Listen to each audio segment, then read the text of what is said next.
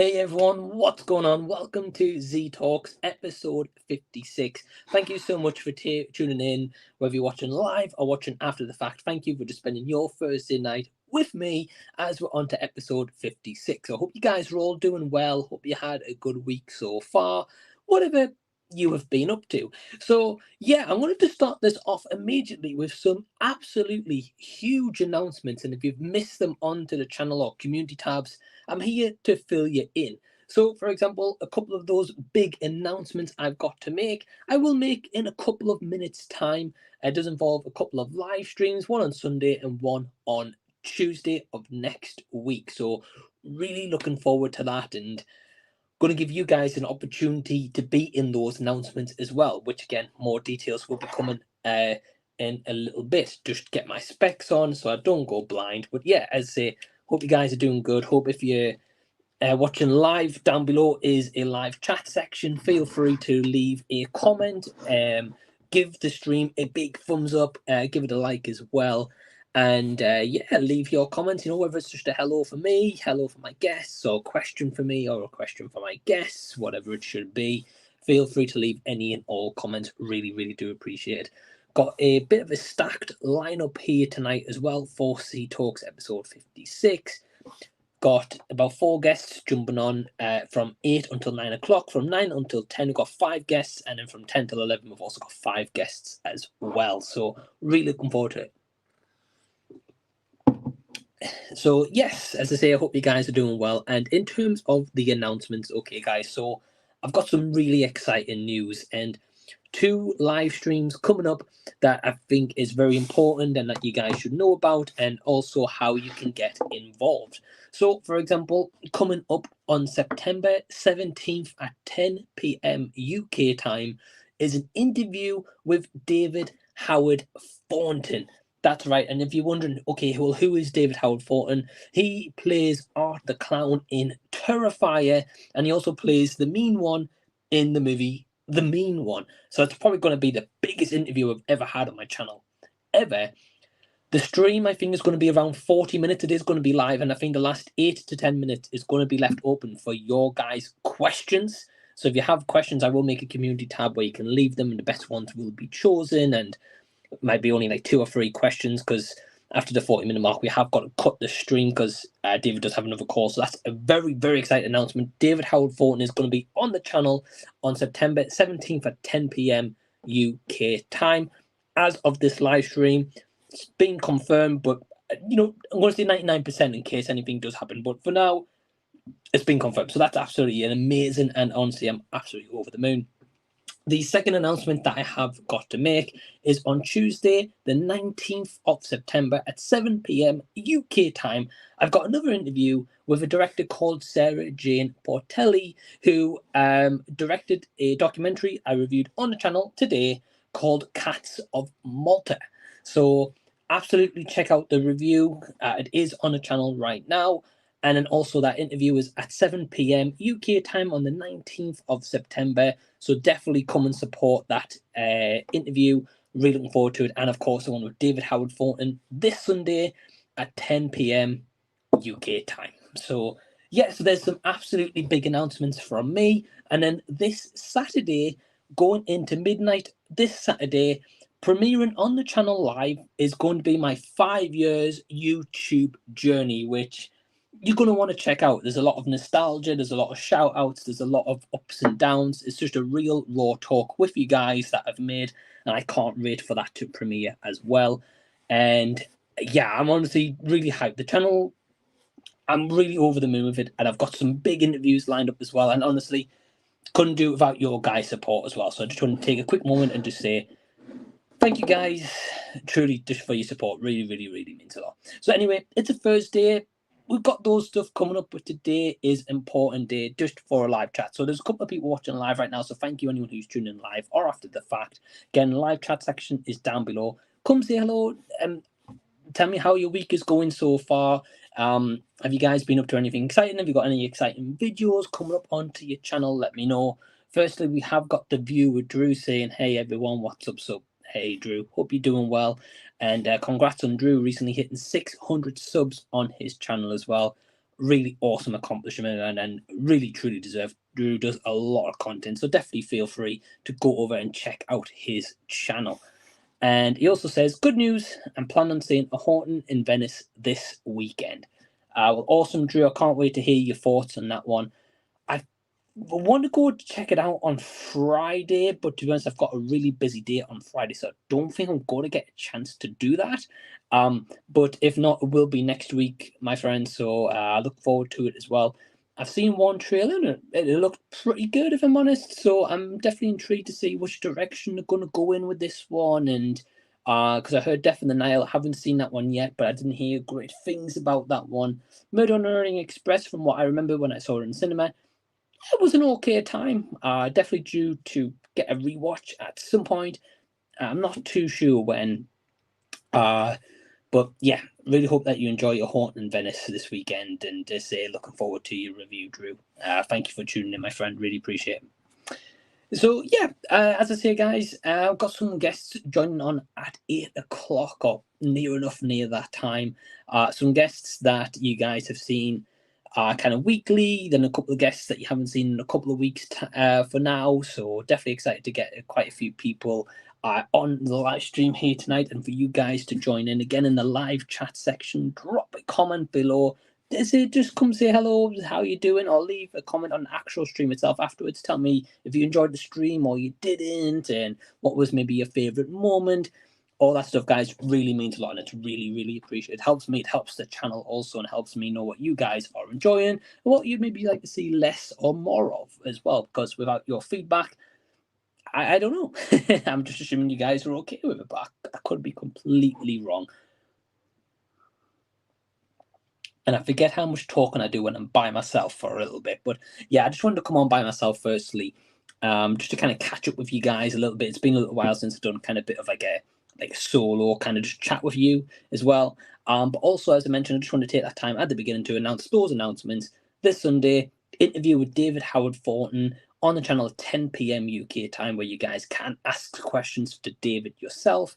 And then on Tuesday, the 19th of September, interview with Sarah Jane Portelli, a director, and really excited for that interview with the documentary that I reviewed on the channel today. So definitely go check out that review after this live stream. So I've got a couple of comments here. We've got Film Review Central saying love Z, hashtag love Z Talk. Sorry, and that is Kieran. So hey Kieran, I hope you're doing well. I recently celebrated his birthday, so I hope you had a great birthday, mate. And yeah, I hope you had a great time. I think you're on your flight back today. I might be wrong. But yeah, man, thank you so much for tuning in. Really appreciate it. And Kieran has been on the last couple of weeks on Z Talk, so it's great to have him here as well. And we've also got the legend that is Lewis Smith in the house. He says, evening, Mike. Hope you're doing good. I'm doing well, my friend. I hope you are too. And he says, should be a good one tonight. Yeah, man. Look forward to Thursdays. I'm going to be honest with you guys. Thursdays is always a highlight for me personally, just because I get to talk to friends, I get to talk to new people who I bring onto the channel for the first time ever, but also gives me a chance to do a live stream and interact with you guys a little bit than just, kind of like a pre-recorded video. So I always like talking to you guys, just kind of having a strip back, no editing. This is live and just let it flow, and whatever happens here on the stream. So yes, Lewis, I hope you're doing well, my friend. Thank you for tuning in, and I'm looking forward to tonight as well. So I'm going to be live tonight. It does say on the little banner going across the screen, it does say till 11 p.m, but it's going to be maybe about 11:15 or so. But as I mentioned, don't feel shy, guys, to leave a comment. Even just leave a comment like Josh has left here, just saying, hey, Mike, something simple like that. Really do appreciate it. So firstly, hey Josh, hope you're doing well. Thank you so much again, my friend, for tuning in. And Josh has also been on the channel quite a few times on Z Talks as well. Great guy, great channel as well. So definitely go check him out and subscribe to Through the Lens. You can find that on YouTube, and Josh will hopefully come back on Z Talks very, very shortly. I'll be hitting you up, Josh, so keep an eye on your inbox, my friend. But yeah, caught up to the comments for now. So yeah, just let you guys know a little bit about what's been going on in my week, and like what's been going on kind of a little bit behind the scenes. Had a little bit of time off of work this week due to annual leave, holiday time, so it's been really nice. Just been chilling, watching a few movies. Like the other day I watched Big Mama's House, which is which has been a while since I'd seen that movie. So it was all right. It was all right. It was fun enough if you just switch your brain off. Besides that, tomorrow is basically an early celebration because we're both working kind of next week. But next tomorrow, me and my partner Emma are basically celebrating 4 years together. So we're gonna go do some bowling, and we're also going to have like a Nando's, for example. So just like a little meal out. And I will be on Anthony E. Perez's channel tomorrow, just so you guys know, at 5 p.m. UK time for Random Rambling, where we get together, we chat about anything and everything. So that is happening tomorrow. So please tune into that live stream. You will see it on my community post tomorrow morning. We've also got the famous Winslow wave. So Winslow's in the house. So hey man, hope you're doing well. Thank you so much for tuning in as always, Winslow. Really appreciate it, and I hope you're doing well. We've got Kieran saying, thank you, mate. I had a great time and appreciate the birthday message. Back now. So very upset emoji.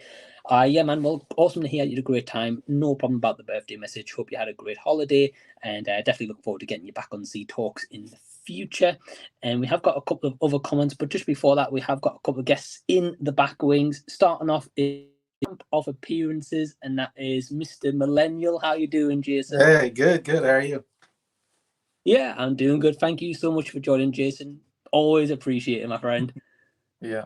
And once again, remaining the champ of Z Talks of another appearance. I don't even know how much it is now, to be honest. Lost count, yeah. I think the only time you've not been on is when you were in Austria, and I think that was it. Yeah. But yeah, how you doing, Jason? Doing good. It's nice to have a day off and get to rest and all that. Oh yeah, definitely. Well, I know you had a couple of shifts kind of off the bounce from what I remember. Yeah, it's been a rough week. Yeah, I get you, man. Well, have you got a couple of days off now to kind of relax? Yeah. Awesome, man. Well, it's great to have you here, Jason, and we will get into that just a little bit. We've got a couple of guests in the wings. We've got a returning Mr. IMO. It's Elliot himself. Hey, Elliot. Hi, everyone. Good to see you both. How are you? Doing good, my friend. How are you? Good. Yeah, not too bad over here. Yeah, it's still very warm down here, so I don't know about the rest of the country, but still very much feels like summer. Getting better. It's not nearly as hot right now in Kansas, so. Yeah. Getting into that Halloween spirit. Yeah, Elliot, it's kind of the same as you, but it's kind of like quite warm up here as well, especially today it was. So just enjoying it, you know. Yeah, enjoy it while it lasts. Right, exactly. Well, Elliot, thank you so much for joining, bud. Really appreciate it. Great to have you back on as well. No, thank you. It's been a while, so I'm looking forward to it. Yeah, man, it has. So it's great to have you. And we've also got another 3 guests in the wings. We've got Mr. What the Gym himself, Adam. Hey, bud. Hey, Adam. How you doing, bud? It's great to see you all again. I'm doing well, thanks. Yeah. Awesome, man. Well, good to see you. Good to see you too, Adam. I've just sent in what Elliot was saying. So yeah, good to see you, bud. Thank you so much for joining. Anytime. And we've also got another 2 guests, and we've got the Mr. Showcase himself. It is Bryer. Hello. Hey, Hello. Hey. Long time no see, Bryer. I know. It feels like it's been a while. You guys are always clapping on some music project over there. So. Yeah, we were actually up pretty late last night. Yeah, we stood up. I mean, I know for Jason, we stood up till like midnight for him. Yeah, wow. It was 12:30 or something like that by the time we got done with that stream. Yeah. Wow, that's awesome, man. And was that on your channel, Bryer? Or no, it was for our friend Nick. Yeah. Townsend 909. Yeah. It was like we're like, okay, we're gonna watch this video and then we're gonna leave, and then after that video, like, oh, here, let's watch this video. And we're like, oh, okay. Yeah. Next thing you know, it's a couple hours later, we're still watching the videos and stuff. Wow.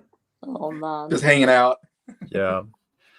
No, man. Well, that's awesome, and well, great to have you again, Bryer. So, thanks for having me again. Yeah, you're welcome. Sorry I missed the stream last night. I'm not subscribed to Nick, so I didn't realize there was a stream, to be honest. Yeah. Yeah, it wasn't planned. It just kind of. Yeah, I came like and I came like very last minute. I came at the very end because I got off work at that point. Yeah, yeah. It wasn't supposed to be, but it ended up being 5 people on the stream all of a sudden. It was great though. We had a lot of fun. Mm-hmm. And well, that's awesome. And I'll have to do it on a catch up. And I know you guys, whenever you talk about music, including like Adam, for example, it's like 5.5 hours long stream. So It can be. and we'll get into that in a second, but we've just got one more guest waiting in the rings, and it is Norin Radd89. Hey, brother. Oh, Norin. Hello. Hey, Norin. Hey, Good to see you, what's bud. up, everybody? Hey, I got all 3 contestants in my trivia contest here. Hey, Awesome. there you go. No more questions, So please. Like a reunion tour. Well, hey, guys. Well, firstly, thank you so much for joining for this hour. I just want to say to anyone watching live or after the fact, a link to Jason, Elliot, Adam, Bryer, and Nora's channels down below in the description box. So go subscribe to all these beautiful people and go give them some love. So firstly, just to kind of kick things off, I'm going to start off because I usually go around my guests and ask them to plug their channels, but you guys have already seen these guys multiple times, or you should have by now. So I'm going to ask each one of you one by one. Jason, if you were to go to the cinema, what is your go-to cinema snack? Go-to cinema snack. When I last was really doing snacks, it was Twizzlers pull and peel. I absolutely loved. I don't know if they still do that. I haven't been getting snacks lately. I think they still do it. But man, I love Twizzlers pull and peel. That's like my favorite. Okay, Elliot, do we have Twizzlers pull and peel over here in the UK? I think you can get them, but you have to go to like those sort of very specific places that sell either European food or American food. I know a friend of mine who's really into Japanese stuff, and she gets loads of Japanese crisps and sweets and all the rest. So Cool. I think I've never had Twizzlers. I only know them from movie references, to be honest. But I think you can get your hands on them around here. Yeah, just have to look for them. Okay, interesting. Well, hey, great pick, Jason. And Elliot, question for you is: what is the worst movie you've seen recently? God. Here we go. How long have you got? Yeah. Off the top of my head, I might get some flack for this, but it's probably going to be Equalizer 3.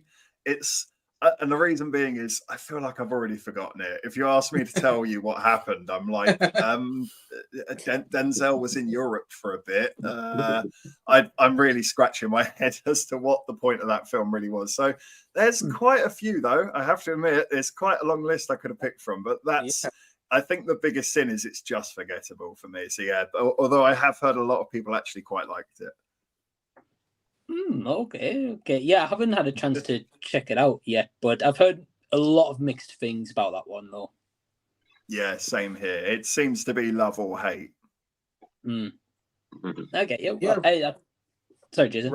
Ryan from RWR Movies gave it a decent review, so I'm still kind of like, I don't know if it's a bad movie or not, because I hear people say it's terrible. Some people say it's pretty good, so I don't know. It's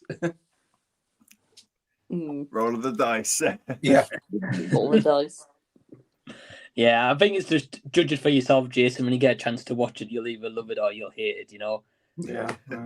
I'm up in there. To be honest, though, Jason, knowing you, movies that people hate is your favorite movies of the year. So Exactly. Hey, you never know.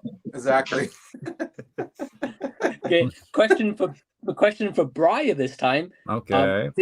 Who is an underrated artist you've just discovered recently that we should all check out? That's good. Good question. Recent one. Okay. There's a ton of them. I have to look around because there's so many I've been diving into. When you have 1,000 CDs, it's hard to pick. But anyhow, here I'll look. Here, go to the next person. I'll come back to you. Okay.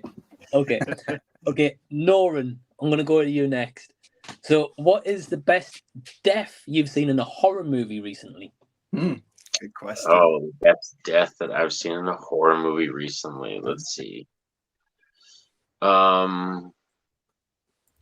I would say probably my favorite that I've seen recently would probably be. Oh man, that is a tough one. Probably Child's Play 3. Just when we're talking about Child's Play, because I'm doing that on my channel now recently. The third film, I think the third film's amazing, but a lot of people kind of like, they don't feel it as much. But I love that one because we go to the military camp and everything. But like Charles Lee Ray's death at the end, just at the theme park when he's falling and he flies into the fan and then just gets eviscerated everywhere. That's really good. Yeah, I will say, Norin, I agree with you. I actually really like that movie. Oh, really? I think it gets a lot of hate it doesn't deserve, personally. Because I think it's like one of the only. Sorry, go on. Oh, I was gonna say it's one of those films that you think about. It's like I'm surprised they even got it off the ground because of all the production troubles they had. That's fun. Right, and I think it's the only kind of Child's Play movie to really go into like kind of military kind of army like territory, which is quite interesting as well. Yeah, I thought that was a good part of the movie too. Yeah, that's like a different setting, so it feels like it's totally a different thing almost. Yeah, man. Well, hey, awesome to hear. Bryer, have you got your underrated artist? Yeah, I got it. Yeah, I got it now. Yeah. So shout out to Nick once again. We kind of brought him up earlier, but Jason and Adam will know this band, but it's gonna be the Birds. Ah, yeah. Yeah. So I know Jason did a video talking about the debut recently. Yeah. But yeah, so me and Nick on Townsend 909, we've just been doing this ongoing series where we review every album from the Birds. And we're pretty much almost done. We just have one more video to do. It's just our retrospective video.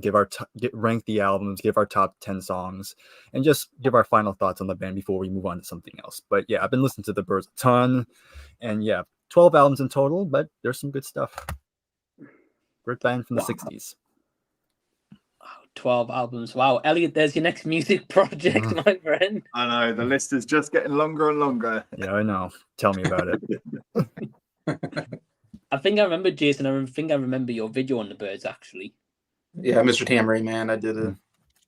Yeah. Number 20 on my top 100 favorite albums list. Yeah. Hey, well, great pick, Bryer, and thanks for showcasing that, man. That's really cool. That's my name. And Adam, final question for you is: why do the Beatles suck? Oh no! I'm only kidding. What are you talking about? Adam's thinking of leaving now. Am I the wrong live stream? I saw a friendship just end. Yeah. No, but my question is for you, Adam. I know recently you visited like Blackpool and Liverpool. What would you say was your favorite kind of memory from your recent trip? It was going to Strawberry Fields. Yeah. Sweet. I had my lunch there. Yeah. Oh wow. Yeah, and you got a brick from it. Yeah, and I bought a brick as well. Bought a brick. Yeah. As you normally do. Yeah. I bought a brick, yeah. Well, if Adam wants to smash a window, he's got a brick handy. It's a special brick. Yeah, special brick. Yeah. Well, that's Sure awesome. is. But that's awesome. But really enjoyed your vlog as well the other day. It was really cool. Thank you. Yeah, you're welcome. So again, go check out my guest channels. Links are down below in the description box. We've got a couple of comments, so we'll dive into a couple of those. We've got Josh through Lens. He says, just watched a film called Figure to Camp. One of my most anticipated movies of the year, and it was hilarious. Loved it so much and can't wait to watch it again. Nice. It's awesome, man. Have any of you guys seen this movie? No. Never heard of it. No. I've heard of it. I think in the UK, I think it's still on cinemas, but like very limited release as far as I'm aware. I can't remember the main guy's name who stars in it, but I've been getting quite good reception from what I've heard. So great to hear your thoughts, Josh, and glad to hear that you really enjoyed it, man. That's awesome. Yeah, it's good to see you, Josh. Yeah, bud. Yeah, bud, definitely. Josh says, sounds good to say about future invite. Yeah, man, definitely keep an eye out for that. We've got Nige saying, Mike, you beautiful, beautiful chap. See you very soon. Yeah, Nige will be on at 10 p.m, so definitely stick around and hang a fire for then. And he says he's still trying to get over the fact that I tried tomato ketchup ice cream. Filthy animal. Yeah, if you guys haven't already, there's a video on my channel called Visiting the UK's Weirdest Ice Cream Shop. I did indeed try tomato ketchup ice cream. That was something. It It wasn't bad. wasn't terrible, I will say. Yeah.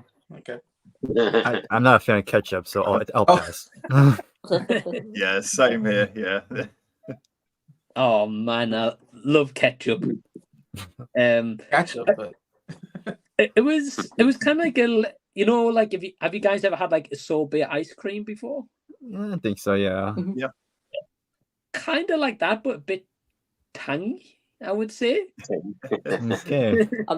I'm still not trying it though. Yeah. So, Really sold it.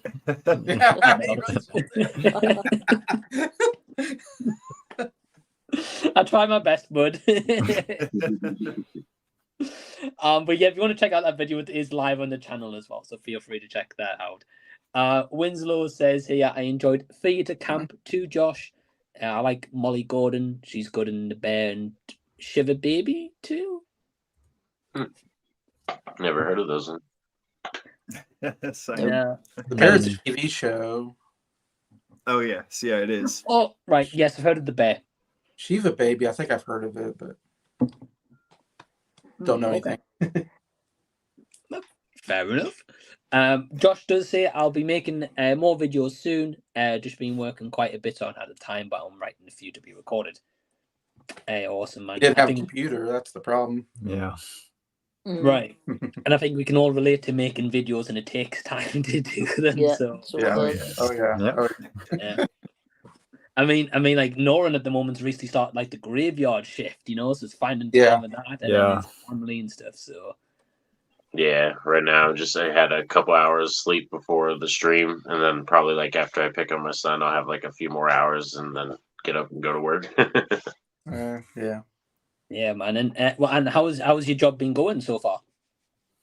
It's been going smooth. Yeah, really good, man. Just Good. the same old, like graveyard crew. It's just me and two other guys, and like we rotate the shifts and stuff like that. So I work with either one guy or the other, and it's like pretty chill. You know what I mean? Because we just run the 2-man crew, so it's like one works front, one works back. It's simple. I get you. Yeah, right, that's awesome. And as long as you're enjoying it, though, that's awesome to hear. Yeah. Yeah, awesome. But also, Elliot Kieran agrees with you. He says that he thinks Equalizer 3 is average. I speak for the underspoken. You're the voice of the masses, Elliot. We've got an interesting question from Josh. He does say, "What's your favorite album of the year?" Ooh. Mine is either is that Laffy? I have no idea. Yeah, I haven't heard. Yeah, haven't heard the album. It's a Yeah. jazz album, so that's interesting. Or Young Father's Heavy. Interesting. Okay. Interesting. Well, Bryer, you're the music guy. Which one would you go with? Yeah. So the thing is, I'm very behind on what's coming out these days. I'm the same way. Yeah. So I have a couple albums from 2023, but I only have 2. So, but my favorite of the 2, it's from a band. It's from a band called Uriah Heep. They're a hard rock band from the 70s, and they are still producing music. And their latest album is, I think, like they released over 20 albums now. But Wow. and they're still touring. They're still releasing music. And yeah, that was pretty good. I do know that the Rolling Stones are coming out with an album. I was gonna say Rolling Stones. Yeah. So I'm kind of interested in that one. See how that's gonna sound. Mm-hmm. Because they released Okay. a single so far, and I thought that single was pretty good. That was okay. Yeah. No, awesome. But I've not heard of the artist, to be honest. But it's good. Yeah, good they're pick. kind of a more obscure band. Okay. Adam, how about yourself? Mine's even more obscure. Mine's called Defiance Part 1. Part 2 is releasing next year. And it's by the lead singer of Motley Crue. Oh, His Ian name's Hunter. Ian Hunter. Ian Hunter. Okay, interesting. Okay, that's Yeah. cool. I loved it that much, even bought it on vinyl. So I'll be listening to it again soon. Yeah. Yeah, awesome choice, but not heard of Ian Hunter, to be honest. But that's cool. Yeah. Elliot, how about you with your music deep dives this year? Yeah, I was going to say I'm a bit like Bryer. I've really fallen off with what's coming out more recently. I've probably only listened to like maybe 2 or 3 albums from this year. But at the moment, I'm deep diving Iron Maiden, which was it was either Iron Maiden or nice. Megadeth, and There you go. Iron Maiden won by 1 vote. So we're on the Iron Maiden track. It's a They've good got. show. I was that one vote. Oh, You're the one were the vote? deciding vote. Yeah, I was that one Oh, vote. nice one. You put me on this path, and it's a good path. So yeah, they've got 17 albums, so it's going to Okay. take a while. Yeah. I'm only on album 4 at the moment, so yeah, we're getting there slowly. I'm absolutely loving it. It's been incredible. Of course, I knew quite a few of their tracks from here and there, but actually getting the deeper dive, getting to know the members and the stories of this person went, this person came in, they were called this and they changed that, and where it all started and came from. It's just been fascinating. They're a really interesting band with such a deep history. Some fantastic musicians as well. Dave Murray is a superb guitarist. So Totally. yeah, And Steve Harris is and Steve Harris is just a killer bass player. oh yeah, and such a showman as well. But the journey's only just begun, so it's a long road ahead, and I'm looking forward to every step of it. Hey, that's an awesome choice, man. I know Nige Rockgod 2004, he absolutely loves Iron Maiden. So Oh, good I man. think he'll approve of that one. But I'm looking forward to hearing you deep dive when you get through all those albums. Thank you. Yes, it'll probably be Yeah. a couple of months yet, but it's coming. Yeah. And have you been finding you've been listening to Iron Maiden while you've been doing your work, like your gardening every day? Or... I actually have, yes. And the only downside is when someone calls my name, I cannot hear them for love nor money. So I've been made jump quite a few times. I turn around and someone's there, and it's like, oh my god, I've got When Eagles Dare blaring in my head. Yeah, I've been caught out a few times with it, so I've got to pick and choose my moments. Yeah. Hey, that's awesome, man. And I really can't wait to hear you deep dive.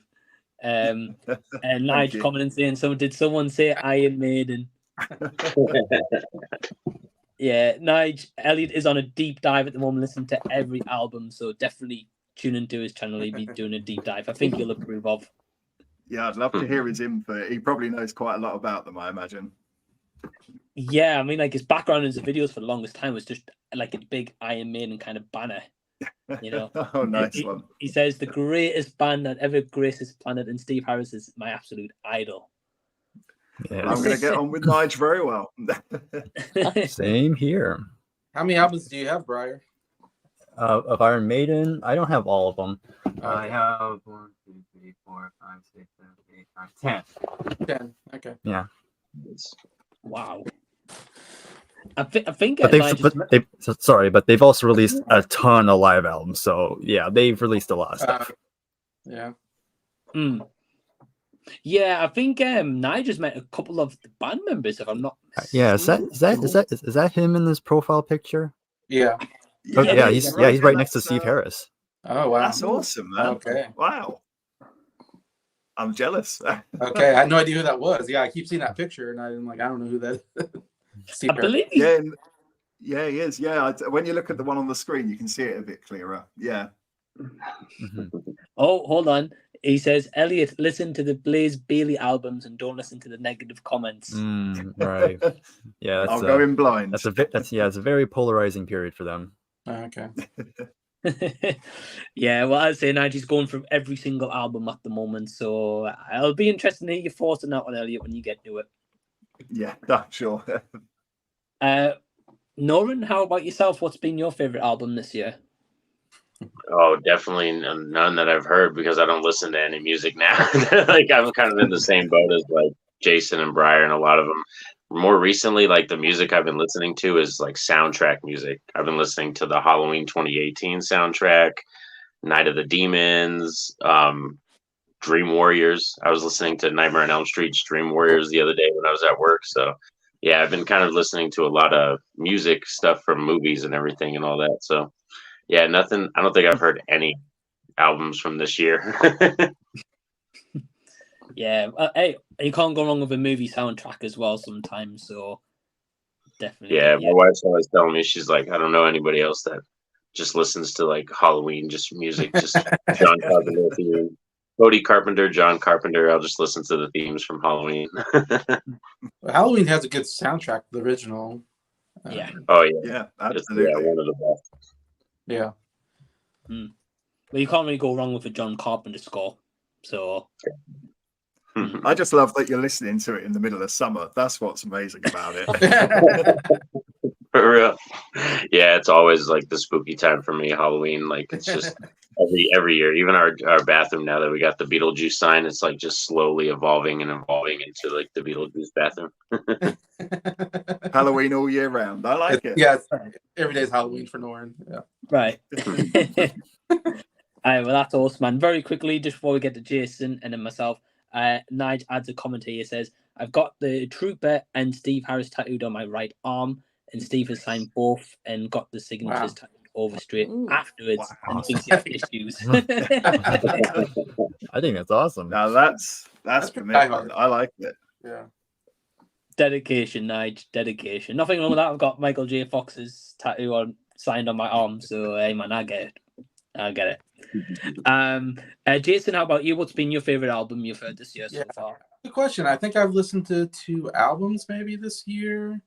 I want to say, and I can't say I was like a big fan of either one, but I want to give one was Ed Sheeran's Negative album. And I'm a big Ed Sheeran fan, so I need to give it some more listens and see if it grows on me, because I don't know, I wasn't as crazy when I first listened to it, but there was one song that was really good on it, but yeah, I usually like his stuff. Okay, yeah. I'm not huge on Ed Sheeran, but definitely respect your opinion, man. That's cool. And I think I'm kind of like the same as you guys. Like, I haven't really listened to a lot of music this year. I don't really listen to a lot of albums. I listen to like more singles more often. Probably for me is probably a band called One OK Rock, which I know I mentioned to. Hey, that's the album, man. That's been my favorite album. Yes, I had it on standby just for this occasion. I mentioned an album. It's pretty good. Actually, I did like it. Hey, that's sick, man. That's cool. Glad I give an all right recommendation. Yeah, it's pretty good. It's funny because I knew the singer from a video I watched years ago. So yeah, it's kind of interesting, kind of cool to kind of hear the band he was from. Oh man, wow, that's pretty cool. And it's a great question as well, Josh. So thank you for the question, my friend. I think he adds a comment in here. I think he says, "Yeah, another great album of the year is Travis Scott, Utopia. Listened to it again today, and it just slaps." He's going to be in a film called Argo Drift, which I can't wait for. Nice, cool, man. Has anyone heard of this movie, Argo Drift? Sorry. No, can't say I've heard of the film. I was aware of the album. I haven't listened to it yet. I'm a bit 50-50 on Travis Scott. I like a handful of his stuff, so I wasn't that excited about it, but I'll listen to it at some point. I get you. Yeah, fair enough, bud. At least you've heard of him. But he does also add, he says, Wolf Alice might be my favorite band right now. I love all the albums that they've done. I actually got to see them live at Reading years ago. They were nowhere near as big as they are now. I think they were a warm-up for, I can't even remember who they warmed up for. It might have been Royal Blood. They were actually quite good. Yeah, I think that's where I actually first heard of them, and I took note of them. So yeah, I've got a lot of time for Wolf Alice. Oh man, that's cool. That's cool. Yeah, it seems like you and Josh maybe share a couple of same music tastes there, Elliot, by the sounds of it. Yeah. Man, I know none of these people you're talking about. I'm just Jason's still in the 50s, 60s, 70s era. I'm still catching up on the 60s, 70s. I'm actually going backwards. I want to get into the 1940s before I know it. Oh, nice. You'll be getting the gramophone out next. Nothing wrong with that, but that's awesome. And I look forward to hearing some shorts and stuff as well you've got. We've got an interesting question from Lewis. He says, what's your favourite zombie film? And also, what's your favourite vampire film? Great question, Lewis. Question for Norin. Okay. We'll go to the horror master himself first. Norin, what would you go with? For zombie film, I love the zombie subgenre. That's one of my favorites. Like, it's just, I love going to it. And my favorite all time is Day of the Dead, George A. Romero's Day of the Dead. And for me, it's like that zombie film and then every other zombie film. Because like the way I view Day of the Dead is just like, it's like George A. Romero's perfect magnum opus film. Tom Savini's special effects. It's such a dark, a nihilistic film too, and I would say probably that's why a lot of people don't grab onto it, is because it has a very dark tone and theme to it. It's not like, oh, we're gonna survive this. That's not like the vibe you get when you're watching the movie.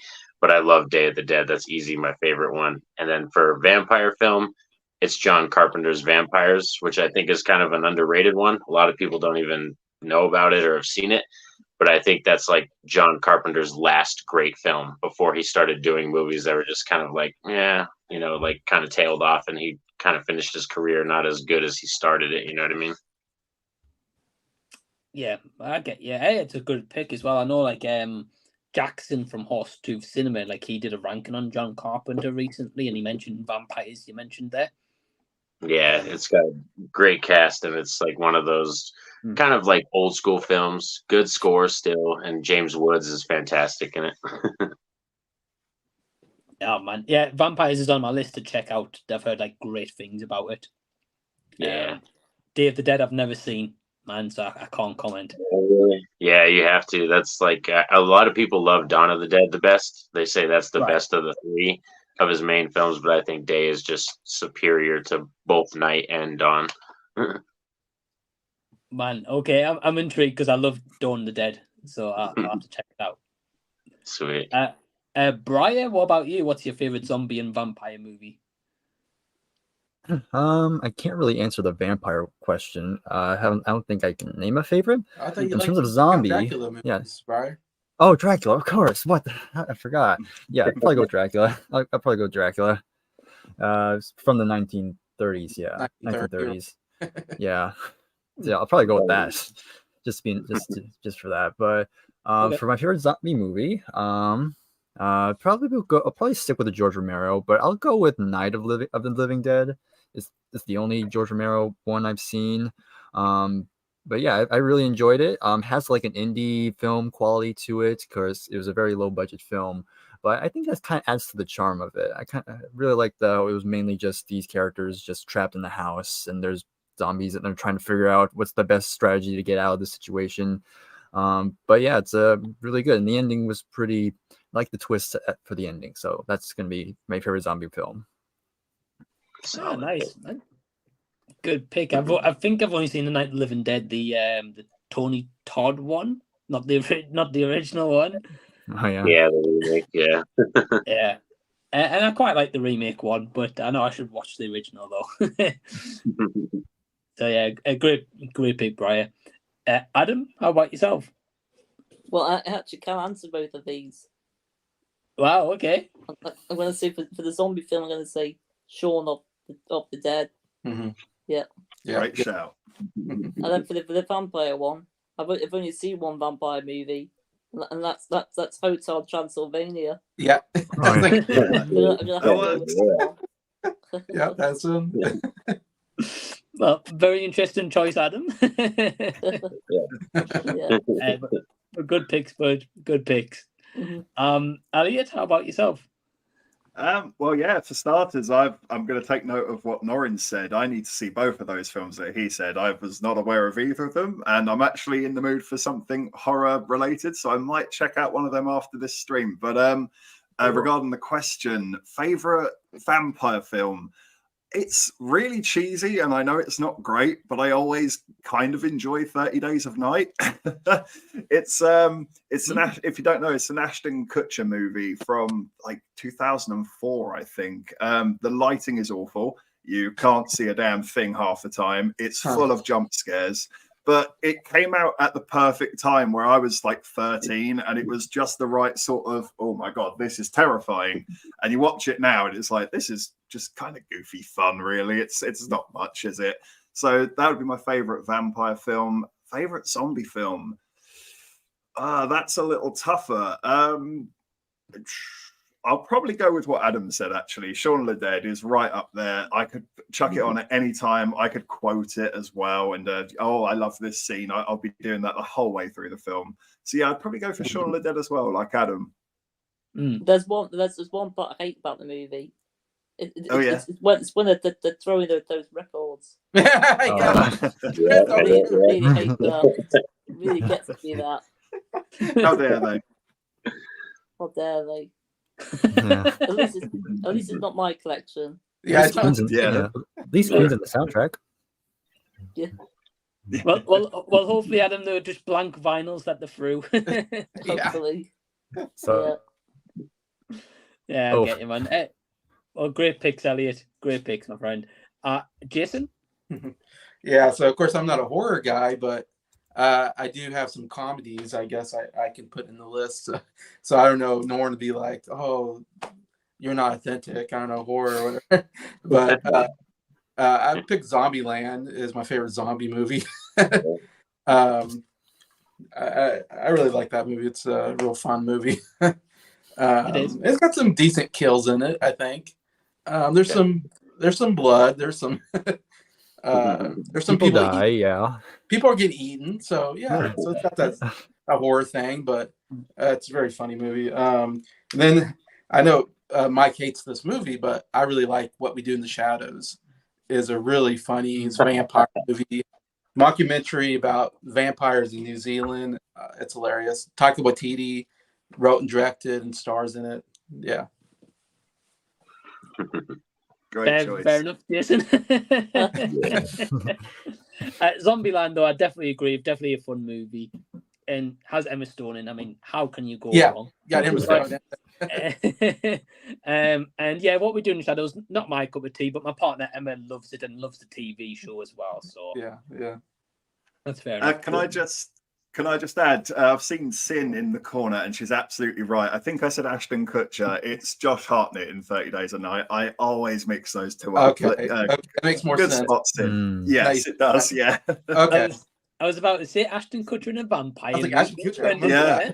Can you imagine that? I was trying to in my brain. No, thank you, Sin. You are right.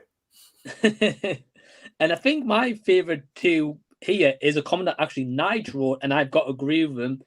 Zombie movie Dawn of the Dead.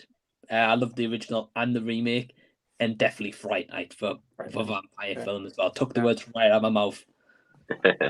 Yeah, I can prefer the remake Dawn of the Dead. I've seen that one more than the original. But yeah, Zack Snyder did a good job with that movie. That was a really good remake. I think so. And they remade Fright Night as well. That's a good right, one. with Colin Farrell, I think, didn't they? Yeah, Colin Farrell plays the villain, and then Anton Yelchin plays Brewster, plays Charlie. Wow. Yeah, I remember that coming out now. Yeah. I never saw that one. I just seen the original, but I've heard mixed things.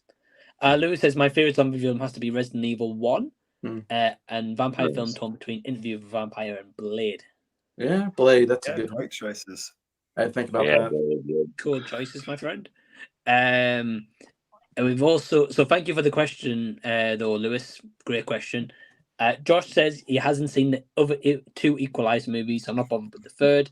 Not to mention that Antoine Fuqua. Okay. Thank you. Gets on my nerves. Makes 3 films a year and tries to get Oscars. Yeah, I'm the only one that loved this movie from last year, but it was my favorite movie of the year. And what movie? Emancipation, I thought was a great movie with Will Smith, and nobody liked it, and I'm like, okay, I guess I remember you talking about that one. Actually, I still didn't get a chance to check it out. Yeah. He's a director that I always hang in there for because I absolutely love Training Day. I think that's a sensational movie. Yeah. And then he just doesn't ever make another Training Day. So I always hold my breath and it just doesn't happen, unfortunately. Yeah. Yeah, I think some directors are like that, where they peak, they hit their plateau and they peak, and then like they never are able to reach that. You know what I mean? They make other movies that might be good movies, but they have like a certain one that just is that plateau, and then they can never surpass it, kind of thing. Yeah. Yeah. I think that's absolutely the case. Did he do Blood Diamond? I want to say. Oh, I don't know. That's a good question. I want to say maybe I don't the remember. one called the Defiant Ones, I think. And then he did a remake of what was it called? The Western. He did a Western remake with Denzel Washington in the lead. The Magnificent Seven. Yes, Magnificent Seven. Oh, that's right. Yeah. Yeah, then the Equalizer movies. That's the ones I've seen of him, and I think it's a really good. And Emancipation. I think he's a really good director. I like when he puts stuff out usually, but. Well, I know Sin did a review on Equalizer 3, and she loved it. She thought it was the best one. Yeah, she liked it. So. Yeah, that's what I'm saying. I don't know what to think of this movie. Just judge it for yourself, Jason. Best thing you can do, my friend. True. Yeah. Josh also adds, he says, watched Prince of Darkness last night and kind of hated it. I'm going to get a lot of flack for that, but I really didn't like it. Have you guys seen it? I just think I was born when I see Prince of Darkness. Yeah. He's the Prince of Darkness, isn't he? Yeah. But no, I've not seen it. I'm out. Norin, have you seen it? Yeah, it's a pretty good John Carpenter film. This one, I think it was, I want to say the mid-90s. Yeah, I think it was mid-90s. And Donald Pleasance is in it as well. So yeah, it's a creative film. It's got good special effects. Like I enjoy it. It's not one of my favorite returns of John Carpenter, but I think it's a pretty solid film. Yeah, I've heard pretty good things about it, to be honest. So it's cool to hear you just find that, Norin. Yeah, it's part of his like Apocalypse trilogy thing, because he did They Live, the Prince of Darkness, and I can't remember what the third one was, but he has like these 3 movies that kind of center around like, you know, the Earth kind of post-apocalyptic type events. Yeah, and John Carpenter's an interesting director, I will say, from what I've seen of his projects, so definitely more want to dive into. Bryer, I think you said before you haven't seen this movie? No, I haven't seen it. Yeah, Adam? Nope, never seen it. Elliot? Heard of it, not seen it, I'm afraid. Sorry. Oh, good. Jason? Never heard of it. Never heard of it. No. Okay, fair enough. A couple of comments to what we were talking about before. Sin says Vampires is a good film. Sin's on board. Yeah. Nige says he loves John Carpenter's Vampires. James Woods absolutely insane in that film. Yeah, that was like my introduction to him. Like, I've seen him in other films, like Casino and stuff. He's in Casino with Robert De Niro and everything, but just the way James Woods is in Vampires is just fantastic. He's like a leather wearing, you know, badass that hunts vampires, and he's always, you know, smoking a cigarette and everything. So it's just a really cool character for him to play. Norin, have you ever seen James Woods in The Hard Way with Michael J. Fox? I've never actually seen that, no. Oh man, that's a fun kind of buddy cop movie. I think you'd enjoy that one. I'll definitely have to check that out for sure, especially if it's got them two in it. It's also got what's his name? You know Stephen Lang? Stephen, The guy I've heard of from that. Don't Breathe? Avatar. Yeah, he's the villain. He's got like bright blonde hair in that movie. Oh, really? Wow. Nice. Definitely recommended if you guys haven't seen The Hard Way. Fun buddy cop movie. Yeah, it's a good. We've got my brother Joe in the chat. He says, "Evening, guys. Hey, Joe. Hope you well." Hey, Joe. He says, 30 Days a Nice, best vampire movie. Train to Busan, best zombie movie. I know he's a big fan of Train to Busan. Yeah. Right. Yeah, I've heard a lot of great things about it. I haven't seen it, but I've heard great things about that movie. So cool to hear your input there, Joe. Lewis says 30 Days a Night is an awesome film. I'm glad to hear so many people like it. I didn't know it was so well loved. And of course, Josh Hartnett's in that one. Not Thank you, Sin. We've also got quite a few comments. You guys are killing up the comments tonight, but got Nige saying, "Is there a horror film or any other genre for that matter that you found either so gross it made you feel sick or so disturbing you'll never ever watch it again? Well, that's the horror genre, yeah. That's a good. I love that question. I love that question. Well, Jason hates horror films, and so does Adam, so they're out. Yeah. but It's a great question. Tough But though. Jason, I'm trying to scatter my mind. Sorry. well, while Elliot's scattering his mind, Jason, I'm going to go to you first. Is there any kind of particular horror movie in general you think I'm not going there in particular? You mean that I've like seen any of it, or have I? Yeah, or Or like maybe you've seen like an about it. image, or you've seen like an image or something, and you thought, no, I'm not doing that. It's a good question. Maybe like Terrifier, maybe. From what I've heard, that sounds pretty bad. The Saw movies sound bad. The Hostel movies sound terrible. Like, just hearing reviews, I just go, oh my god. I've watched It and It Chapter 2, and I like those two movies, and I wasn't too grossed out by it, I guess. You know. Yeah, I get you. That's a good question. I'm sure there's something I've seen on TV when I was a kid and it freaked me out. But maybe I repressed the memories. I'm trying to think. Well, don't want to bring back childhood trauma, Jason. Right. Don't do that. See what was. I remember watching like Stephen King like stuff and just really scared me when I was a kid. They would show stuff on TV, and I would just and it wasn't even like the real version. It was probably just an edited version of whatever it was, and I'm like, I'm out of this. Like, it's not for me. Well, to be honest, Jason, like as a kid, like Stephen King's It, like terrified me. I couldn't watch it. Yeah. So I can get that. But Adam, I'm going to go to you next. How about you for this question? I've got quite a few, from being honest. Really? All right, go for it. I'll mention three for this live stream. So a few years ago, I started the film Blade, but yeah, I was pretty great to start with the beginning part of the film. I've also seen clips of Nightmare on Elm Street. No, it's definitely not for me. Yeah. I've seen a couple of pictures of The Exorcist. No, I'm definitely not watching that either. Yeah. Yeah. Crazy. Yeah. Fair enough, Adam. I was going to say, I know kind of your film taste. I knew that wouldn't be up your alley. No. Definitely not. Not Fair for me enough. and Jason. No. Yeah. But Bryer, how about yourself?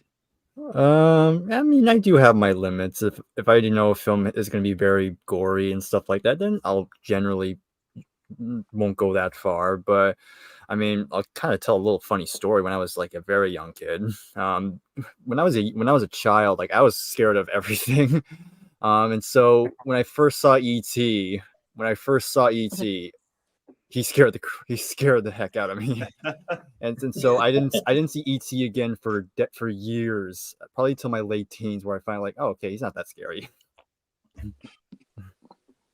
Oh yeah. Man, I think E.T. creeped a couple of people out as a kid, to be honest. So you're not the only one. Yeah. I know it scared a couple of the kid actors. Yeah. I can imagine, yeah. But believe it or not, I've actually got a close friend who lives in Spain called Fernando. He's been on the stream a couple of times. He has like life-size replicas of E.T. Okay. Yeah. Oh, wow. Crazy. Yes, I don't know if he has about 4 or 5 of them. Actually, I might be wrong. Can't remember. Yeah, and then I found out about the E.T. Atari game, and that's when I found true horror. Oh yes. The worst video game ever made. I've heard. Yeah. Elliot, how about yourself? Well, I also didn't watch E.T. a lot as a kid, but for a very different reason. It was because I was sick of everybody coming up to me going, "Elliot." I never thought of that. Yeah, that's every day. But yeah, regarding the horror films, I still can't think of one that's like made me think I'm not going to go there. There's definitely a few that have made me go, "Oh, okay, right, fair enough. Didn't see that coming." Terrifier being one of them. the first time I saw Texas Chainsaw Massacre, I couldn't help but notice, like, my heart is beating really fast. This is a lot. So there's definitely a lot of intense rides that I've been on, and there's loads of scenes that stick with me. I can't remember. I've not actually seen the film. I've just seen the clip, but there's one of the Exorcist movies where a woman's walking in the hallway and she comes out, and then some woman just comes out behind her with a giant pair of scissors. And it's like, oh my God, that's alarming. And that's like stayed in my brain all these years. So there's definitely scenes that have stayed with me, or like that scarred me a little bit. But I don't know. I'm a bit of a thrill seeker when it comes to horror movies. I kind of like it when they do that. That's what I'm here for. It's a horror movie. Scare me. So I'm all for it. Yeah, hey man, great example. And I think that one, The Exorcist, Norin, is that the third one? Yeah, that's Exorcist 3. Yeah, that's probably one of the most popular like jump scare sequences that really works because it has a crash zoom with the camera. So the camera is kind of very steady. It's sitting in the hallway and you're kind of sitting there for like, I want to say like 3 minutes. Like this camera does not move and you're just still.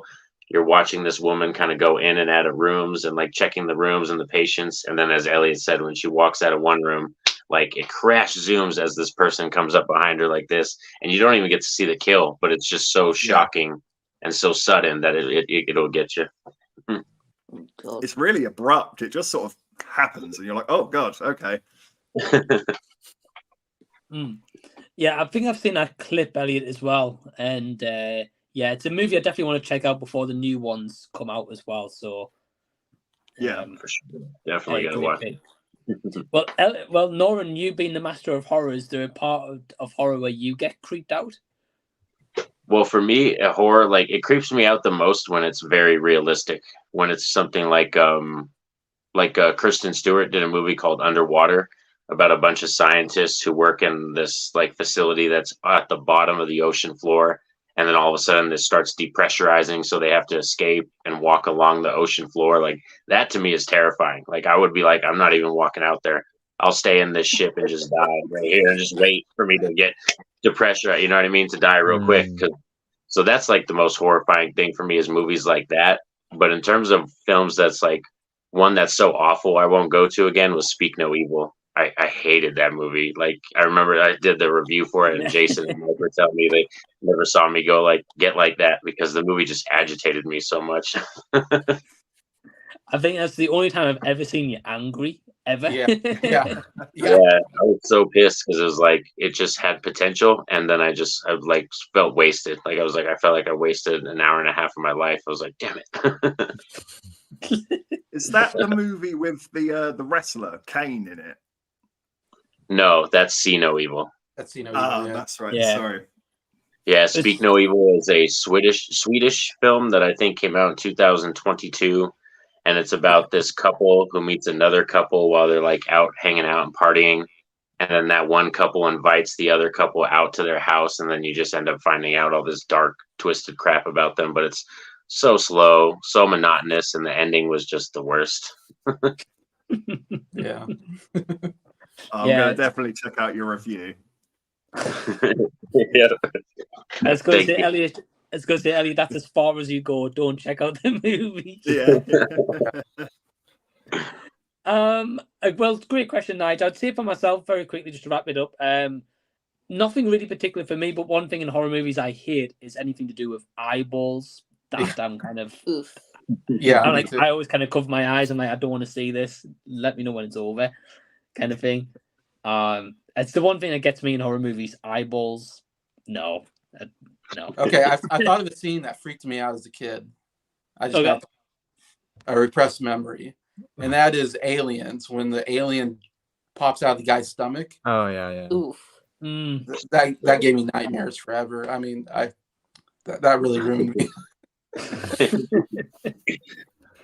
Well, practical effects and stuff. It's a different time. Yeah, I would never watch that movie. It's just. Xenomorphs are terrifying. Yeah, xenomorphs are terrifying. That would definitely be one of those things. If aliens were real and they came to this planet, I'd be like, we're fucking screwed. We'd be screwed, bro. The idea of something inside your stomach getting that's such a terrible idea. I don't know. Like, just kill me. Just kill me. Don't do that. Don't impregnate me. having an alien baby, basically. Yeah, I don't want an alien baby. Oh my God. No. We've got an interesting question. So thank you for the question, Nige. We've got an interesting question from Drew. He says, between Arnold Schwarzenegger and Sylvester Stallone, who do you like more? But that's the question, isn't it? Everybody Yeah. likes Yeah. I'm That's what going I was saying. to start this off. I'm going to go Arnold Schwarzenegger. Yeah, I'll go with I'll do the same thing. That's 2 for Schwarzenegger. Norin? I'd go Arnold. I love both of them a lot. I really do. But I return to Arnold Schwarzenegger movies more, like, Total Recall, The Running Man, Terminator 2. I just go to those movies more. For Sylvester Stallone, it's more just the Rocky franchise. Like, I love the Rocky franchise a lot, but I don't really find myself returning to a lot of his other movies. I've got to agree with you on that one. Yeah, like Rocky's like kind of like the staple, or maybe Rambo, possibly, but that's kind of about it. Yeah, it's a good pick. So it's 3 for Arnold. Jason? Yeah, I have to go Stallone because of Rocky and Rambo. I love those 2 movies so much. Ooh, okay. Arnold Schwarzenegger, I mean, Terminator 2 is really good. True Lies. There's some good stuff there, but it's not on the level of Rocky and Rambo for me. But Yeah, it's fair enough. I mean, Rocky and Rambo, very iconic movies in their own right. So, yeah. So, Elliot? I mean, they're both great. I think they're. I think for me, I'd go with Arnie over the 2, but I do love both. Sly's quite good at being like the emotional side of things and the underdog, and you always want to root for Sly and think like, yeah, go on, you can do it, bud. Whereas Arnie's he's such a freak of nature that you just can't take your eyes off him. Like, oh my God, look at the size of this dude. Yeah. Look what he's doing. Yeah. He's picking up cars. He's throwing people out of buildings. So I think Arnie's just more entertaining. I'd have to go with Arnie. Yeah, I mean that's fair. Yeah, I mean look at the first Rambo movie. He just wanted the sandwich. Yeah. Exactly. He just wanted a sandwich. And then look, 5 movies later, he goes in Home Alone territory and he rounds things out. Yeah. And it all starts with a sandwich. So hey, it happens. It happens. Yeah, that movie would be much different. We're all He just fiends when went we're into the hungry. Right. Adam, how about yourself? Oof, it's a real tough one. Yeah, I it think is. I'm going to go with Arnie. Gosh, everybody's going with Arnie. Arnie. Get to the chopper. Yeah. That's why I mean Predator. That's such a good movie. I think it's just because Arnold has a lot more. Even if it's not a franchise, he's got a lot more more iconic films that stretch over different genres. And Sly is kind of a very particular typecast type person. You know what I mean? He sticks with his same thing. He hasn't really done anything else like Rocky besides Get Carter. There's another movie he did called Get Carter that was very emotional, acting wise and stuff. But usually Sly is just an action type junkie. You know what I mean? But yeah, I think you're right, Nolan. I think kind of Cobra. Arnold branched out more at that time period. You didn't want to just be as Elliot said, this big freak of nature. You want to kind of, but if obviously ever given a performance like Rocky, I mean, no, never. Yeah, that's true. I would say if I was to give a Best Actor nomination, it would probably go to Sly first over Arnold. Yeah, 100%. yeah, easy. I think it's an interesting one because obviously especially the backstory around Rocky. Basically, Stallone had no money. He sold his dog, just to kind of fund the movie and think it was going to be a success and stuff. Whereas Arnold went into obviously bodybuilding to get into Hollywood. So 2 interesting career paths. Sure. Since saying I'm not on yet. Not on yet, but I'll answer Drew's question. Well, it's Arnold, yeah. Yeah. Oh yes. Since That's movies. her favorite movie is Terminator 2, right? Or Terminator, that's her favorite movie, isn't it, right? Yeah. Yeah. In regards to kind of gross horror stuff, Lewis says, gross film I only watched once has to be Hostel. Haven't watched it again. Found it brutal in some scenes. Yeah, that sounds like a terrible movie. I like the They're very sequel rough. better. Hostel 2 is better. Watch the second one. Oh my God. Oh man, I'd say I probably prefer the first one, but hey. For the first one, man, I'll go all day for that second one. I'll fight for that second one all day. It's home to another very disturbing eyeball scene as well, by the way. It is. Yeah. Not good. We've got Josh saying, got to say my favorite artist Phoebe Bridges live a few weeks ago. His best day of his life. Incredible. Yeah, I've heard of her. Yeah, I think I saw Josh's Instagram story saying that he got to see her live as well, which is really awesome, man. Glad you had a good time with that one, Josh. Let's have a look. And I think that is pretty much going to wrap it up for the kind of first hour near enough. So firstly, Jason, I'm going to hand over to you first. What videos have you got coming up on your channel? Yeah, so I'm going to do a live stream tomorrow doing my top 10 favorite Beatles songs, since that's what I got left on my Beatles rankings. So I thought I would just do a live stream and get all 10 out in one video. And so today I was thinking of doing a deep dive on the Beatles. And usually I take a lot of notes when I do deep dives, but this is the one deep dive where I'm not taking any notes. It's just going right off the top of my head what I know about the Beatles. Nice. So what time's your live stream tomorrow, Jason?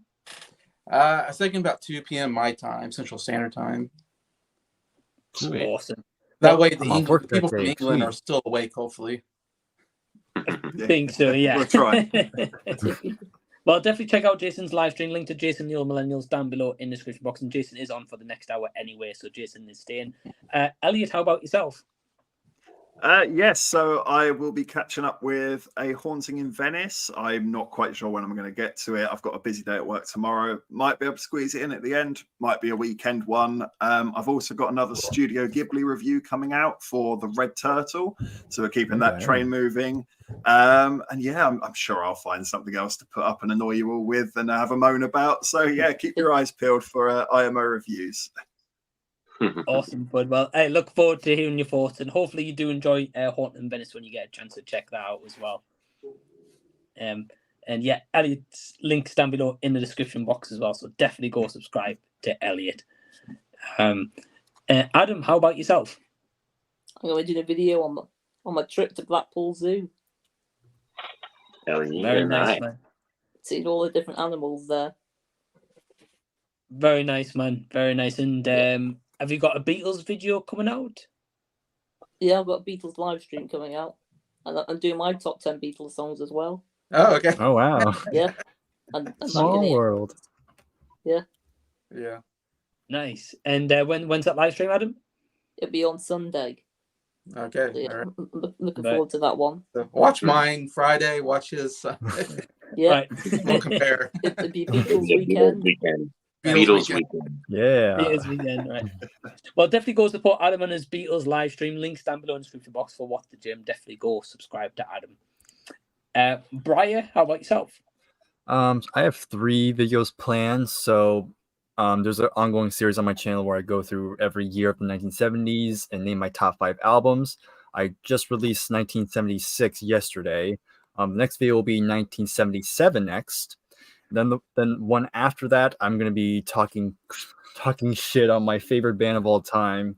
That's Queen, and I'm gonna go through their albums and name my least favorite song. That's gonna be painful. No. Why would you do that, Bryer? I don't know. I don't know. I don't know. I'm not doing that for the Beatles.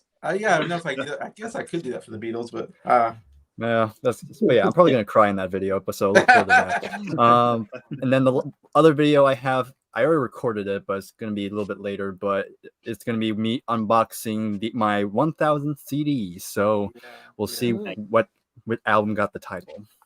Yeah, cool. Nice, man. Well, some great content coming up, Bryer. Looking forward to seeing it. And definitely check out Bryer's videos down below in the description box. Bryer's music showcase. And finally, Norin, how about yourself? Definitely continuing the Scooby-Doo series. So we're going to be on to What's New Scooby-Doo next, which is from 2002. So that video is coming out. Then I got some more Child's Play reviews that are going to be popping out. And I was thinking about doing a video on some steelbooks. I was kind of itching to do some physical media videos, so I might show off all my steelbooks. And I saw Bones and All. Hot take. I liked it. I thought it was really awesome. I messaged Mike about it. He was the first person I thought of after I watched it, because he was so down about it. It was like, I sounded like Mike wanted to go to sleep while he was watching it. He was just like, I wasn't feeling it. And I was like, man, 30 minutes in, I was like, I'm in love with this movie. Oh man, well, I'm intrigued to hear your take on Bones and all. I know Josh liked the movie a lot. Who did? Yeah. Josh? Yeah. Nice. I know, Yeah, I know like me, Josh Ryan. had similar taste too. Yeah, somewhat. I know, like me, Ryan RWR Movie Reviews, like he hated it as well. So Okay. Yeah, I remember Ryan. Did you review it, Elliot? I didn't review it at the time. I caught up with it later, and I was a bit iffy about it. I think I would have given it like maybe a 5 out of 10. But it's filmed well. I liked some of the performances, but just found it a bit slow and a bit meandering, to be honest. And by the end, I was like, "Is that it? All right, fair enough. Let's move on." So, yeah, it was one of those for me. That's fair enough. Well, look forward to Norin's videos as well. Definitely check out Norin Radd89 down below. Again, all my guest links are down below. And yeah, thank you for joining us for this first hour. Jason is staying on, but thank you, Elliot, Adam, Bryer, and Norin. See you guys next time. Right, thank you. Thank you. Thank you. Thank you for having us. See you. Peace out. Welcome. Guys. Take care. Hey. And we've got a couple of guests waiting in the wings. We've got Rob, the big Rob Theory. Hey, man. Hey. And we've got Sin from Sin's Corner. Hey, Sin. Hello. And we've got the legend Anthony Perez. He's in the house. Hey, man. How's it going? What's going on? I should probably unmute the mic first before I get started. How's it going, guys? Thanks for having me on, man. Appreciate it. Yes, likewise. Hey, thanks for joining, man. Thanks, Perez, for joining Rob and Sin once again. Great to have you as always. We are waiting on Rashad, but he's always late, so maybe he'll have good internet though when he joins. He'll probably come on and tell us about his Spectrum internet and the problems he has with Spectrum. So sounds like Rashad. Right. Well, first, before we go any further, I just want to say the link to Rob's channel, The Big Rob Theory, Sin's Corner, and Anthony Perez is down below in the description box. So go check out all these guys and girls. Go support their channel. And I am on Anthony's channel actually tomorrow for Random Ramblings, my friend. 5 o'clock UK time, 12 your time, right? Yep. Exactly. Awesome. Yeah, I'm looking forward to that, man. It's going to be our 3rd Random Rambling that we've done together on my channel, making you the guest I've had on the most for that series. So looking forward to it. Should be a good time. I'm the champ of Random Ramblings and the most appearances. So, hey, I'll take that. Yeah, man, it's going to be a good time, man. I'm happy to have Random Rambling back. And as soon as I started doing that series again, I was like, all right, I got to have Mike on as one of these early episodes. So looking forward to it. Hey, well, appreciate it, man. And one thing I just want to say, if anyone hasn't checked it out yet, Anthony just released a video about visiting like a Star Wars style. That was a really cool video. Man, that's crazy. Yeah, dude, it was amazing, man. It if you saw the video, I think as Jason, I saw you saw it as well. Thanks for checking it out for starters. But yeah, it was an experience, man. It's the new Star Wars Hotel Galactic Star Cruiser that unfortunately is going away. It's only been open for almost 2 years, and I guess it just was not a very fruitful venture for Disney, as it was like a $5,000 experience for 2 nights. It's just not feasible for most people. It's wildly expensive, but it was incredibly immersive. And we only got to experience a few hours worth of it. And at the very end of it, there's this big finale where Kylo Ren and Rey come out and have a battle, and all the cast members that are on the ship get involved in the story. And we were only there for a few hours, and we interacted with these actors, and they were walking around as if this was a real Star Wars ship. They were playing the characters. And just getting to the finale a few hours later was still impactful. I couldn't imagine staying there for 2 days where you're seeing the same cast members playing these characters. They might remember that you went to lightsaber training yesterday and ask you how it went or something like that. And then it all ends in this big showcase battle at the very end. That to just kind of top it off. Yeah, it's a shame it's going away. It really is. It's a shame that reality is it's an incredible Star Wars product that very few Star Wars fans saw. Like the amount of Star Wars fans that got to experience it versus the amount of fans who never did and never will. It's pretty sad, to be honest, because of how much work went into it. But yeah, check out that video. Really cool, man. Thanks for the shout out on that. Yeah, hey man, you're welcome. You're welcome. That's a great video. And another thing I wanted to highlight was Sin. I think you got to see like an Amazon premiere screening. I think that posted in the background, right? Last night, A Million Miles Away. Oh, it's so good, you guys. Oh my gosh. I had nothing bad to say about it, really. I was just it was such a feel-good film. At the end of the movie, I just felt so happy and inspired and uplifted, and I loved the acting, and I loved just his whole journey. And Rosa Salazar, she played his wife, and I'd never really noticed her as an actor before Alita, Battle Angel. But, in Alita, she's, her face, it's her face, but it's still not her face.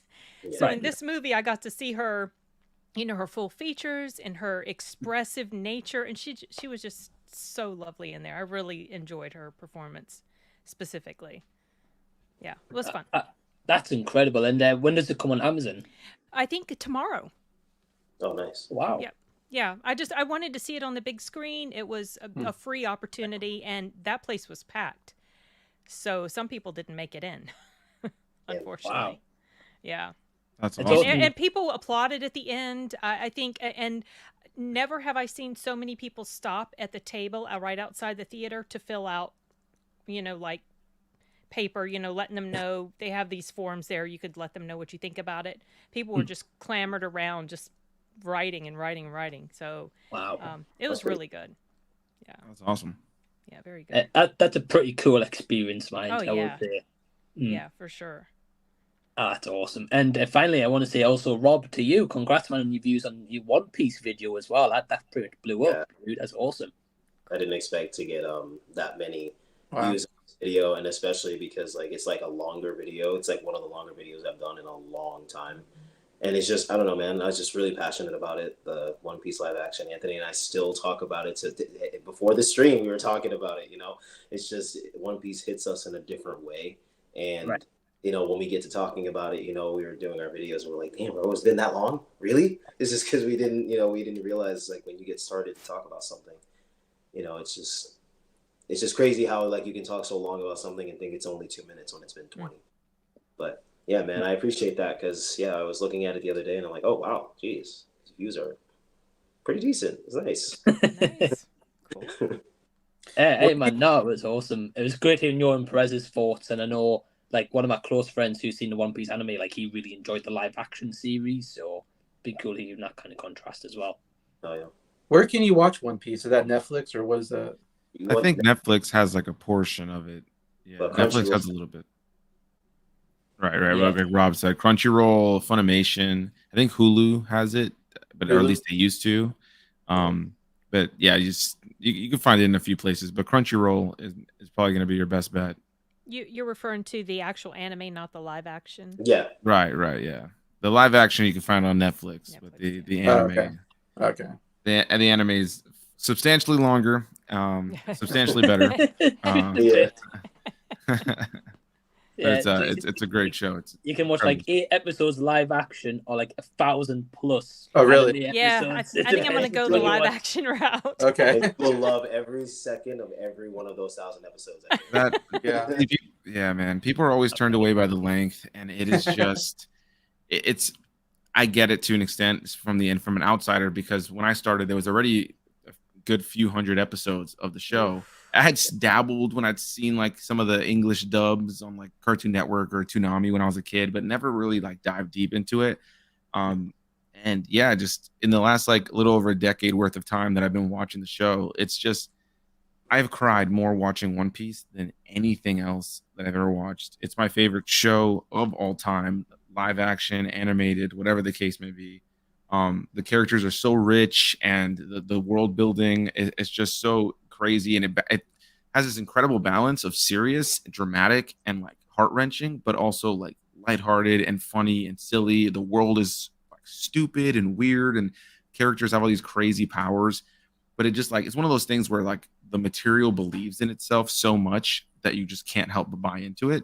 Yeah. And I think the live action version, in comparison to some garbage we've gotten in live action anime adaptations, I was gonna say, yeah. It's been bad. It's been really bad. Dragon Ball Evolution, some of the Death Note ones, there's just been some really bad ones. What was that you said? Cowboy Bebop was one. I actually never saw the Cowboy Bebop one, but I heard mixed things on I it. bad things. Yeah, One Piece though, I think for the most part, you know, it was probably one of the better ones that kind of followed the trajectory. But it's the first 50 episodes of One Piece crammed into 8. So in that, you just lose something. And while the anime is a little bit slow at times at the very beginning because it started in the 90s, and I think what the beauty of the show is, like, you start in the show that started in the 90s is pretty like generic animation and some slower pacing, and you follow the same narrative over decades worth of time where the animation and the same voice actors and everything just continue, but the animation gets better and better and better. The sound quality, the action, the visuals, the entire storytelling element of it, the pacing, everything just picks up. But you're following the exact same characters episode by episode with these incredible voice actors over decades, and it just is able to tell a story that, like, I don't think a lot of television is able to do. Like, the anime format allows for this epic tale. Like, I don't know very many people who continued watching One Piece and can say that they watched it all and didn't like it. Mm-hmm. Yeah, Most people who jump off at the beginning. Yeah. Yeah, I know you guys speak of it, you know, very passionately. I know my brother started it as well, and he loved it. He's caught up to like where it is at the moment. So yeah, the storytelling is just so gripping, man. As he said, I'm not gonna, dive too deep. It's just the storytelling is just so amazing because you don't think that certain things, well, just like with anything that we watch, you don't think that a certain thing might go a certain way and the situation might work out that way. But with One Piece, Oda just writes his material in such a beautiful way that you can't help but be like, wow, this is, whether you personally like it or not, that's different, but you cannot say that it's not decently written. It's like very well written, and it's just the way how he writes his characters, you just love. You grow this like bond to them. It's almost like they're your crew or they're your family. It's just One Piece's life, man. I don't know. I just love it. Hey, man, well, it's great hearing your guys' thoughts on it, because like if I was asked Sin about Terminator, hey, would be here all night. He'd taken up everybody's time. I know we're talking about Arnold Schwarzenegger and Stallone, and Sin's like, I had to answer in the comments. Right. Well, we've got quite a few comments. We'll go through a couple. We've got Marvel fans saying, "Hey, how are you all doing?" So, hey, man, I'm doing well. Harry from Halem adds in. He says, "The Cowboy Bebop live action is crime against humanity." Excited to check out One Piece, though. Hey, well, thanks for tuning in, Harry, man. Appreciate it. And yeah, Cowboy Bebop, didn't hear great things about it, to be honest, so I kind of avoided it. Let's have a look. We've got a question here from Lewis, very interesting. He says, what's the first films come to your mind when you think of 80s, 90s, and the kind of 2000s? Okay. That's tough, man. I would say for me, instantly, the 80s, I mean, if you know me, Star Wars, immediately. Star Wars is right where my mind goes to. Yeah. My favorite thing of all time. So that's my immediately, but if it's not Star Wars, it's definitely the slashers. Freddy, Jason and Michael Myers and Chucky. That's what I think of. I think of the 90s, Jurassic Park, Matrix, Star Wars again. That's good. Yeah. And when I think of the 2000s, I think of instantly think of the end of the prequel Star Wars era. I'm gonna keep Star Wars around and all of that. As well as the early Spider-Man movies and the early X-Men movies as just this launching pad for where we are today with comic book movies. We had others that started, Batman in the 80s and all that stuff, and Superman, and we had what's it called? Blade in the 90s and stuff. But the early Spider-Man movies and X-Men, they just took it to the next level. So yeah, that's what I think of when I think of those decades. Hey, man. Well, some solid picks there as well. I think we can all kind of relate to those movies picks as well. Sin, Terminator. Of course, first Terminator.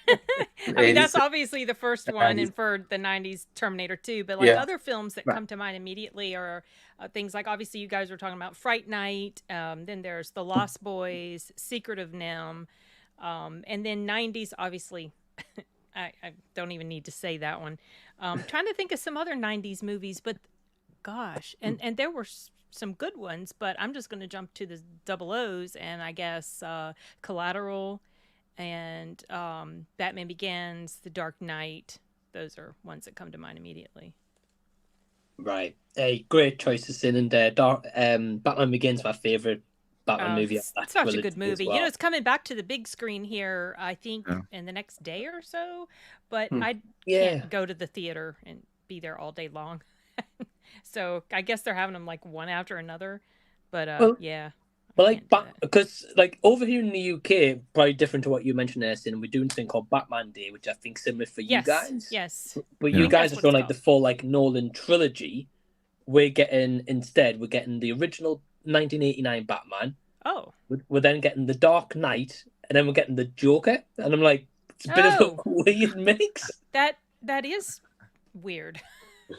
It makes no sense. Strange. That's our Batman Day. Oh. I don't know why. Batman's not even really in the Joker all that much. He's just a little child. Right? What? Okay. Yeah, it's clearly half-assed when they did that. You guys have got the proper Batman Day. I'm so sorry, Mike. I feel so bad for you. It's okay. It's okay. Rob, how about yourself for a couple of these movie choices? For the 80s, I'd have to say Batman for sure. Just because growing up, my dad really loved Batman. Like, he showed me that. The 90s, Rush Hour. That's why I like Rush Hour in the 90s. That's like such a staple for me. Right. There's so many. This is hard. There's so many good movies that came out during these times. It's like I'm sitting here trying to narrow it down. Rush Hour is just all around for that 90s. And for the 2000s, I have to say, I'm gonna have to say Star Wars, mainly because I went every what's it called, prequel movie that I've seen in theaters. I've seen it with my dad, and it's just like Nice. it was just like he took me to go see them. And it's just a staple for me in my mind, like going to the theater to see the new Star Wars that came out. It was just like little me there, like just loving life. So yeah, thousands, definitely, I'd have to say Star Wars. Hey man, hey, well, great pick, Rob, great pick, and it's cool that you've got those memories with your dad as well. Though that's awesome. Yeah, it's just, and he loved it too. He didn't really understand what's going on, but it was great. And his little Rob with his lightsaber in the cinema. Yeah, my dad's just like, what is, like what's going on? But hey, we loved it. Hey man, hey, great pick. Jason, how about yourself? Yeah, so when you think about decades, I think about certain type of movies. I guess when, of course, I was born in the 80s, so I didn't really get to watching the movies though until I was in the 90s, and I looked back at the 80s on VHS tapes.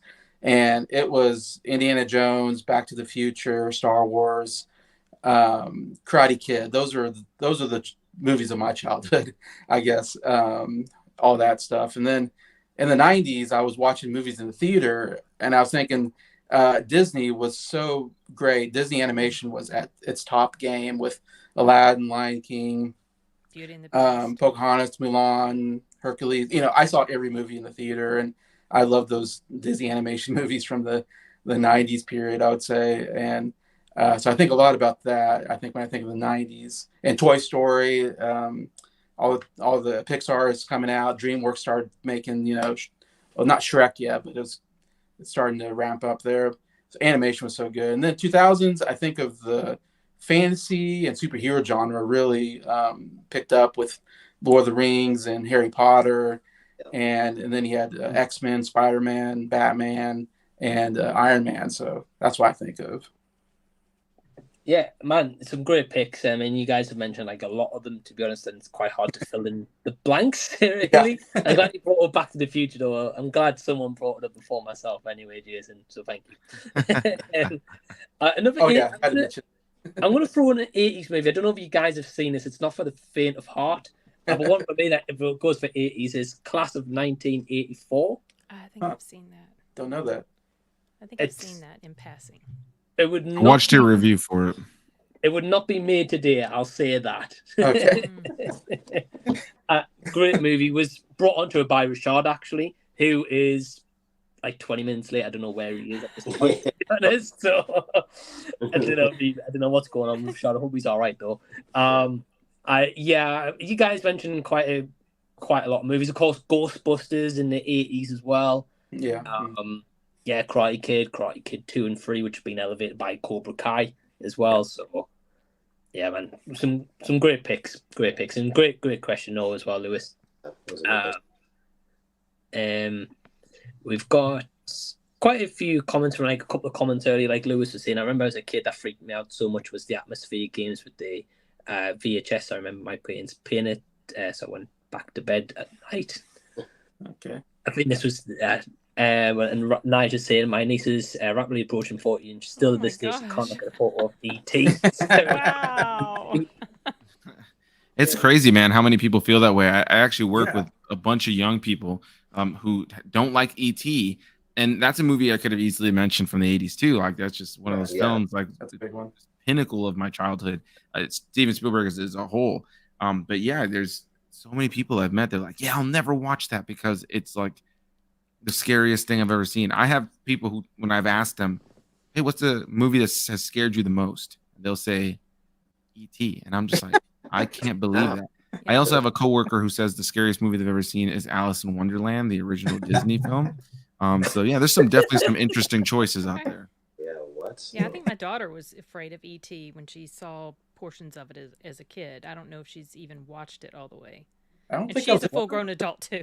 So, Oh man, that's funny. yeah. Wow. Okay. Yeah, it's interesting with E.T. It seems to be a bit of a mixed one. I mean, Sin, you were saying earlier about, was it Bone Tomahawk? Oh gosh, I'm sorry. Yeah. Tomahawk. Dang. Yeah. I've Bone still Tomahawk. I've still not seen it, so I don't know what this scene is. Oh god, you'll know it when you get to it. Yeah. I think so. I've got an interesting question from Kieran, Film Review Central. He says, what do you think of the Aquaman 2 trailer? I said looked okay, but revealed far too much coming out at Christmas.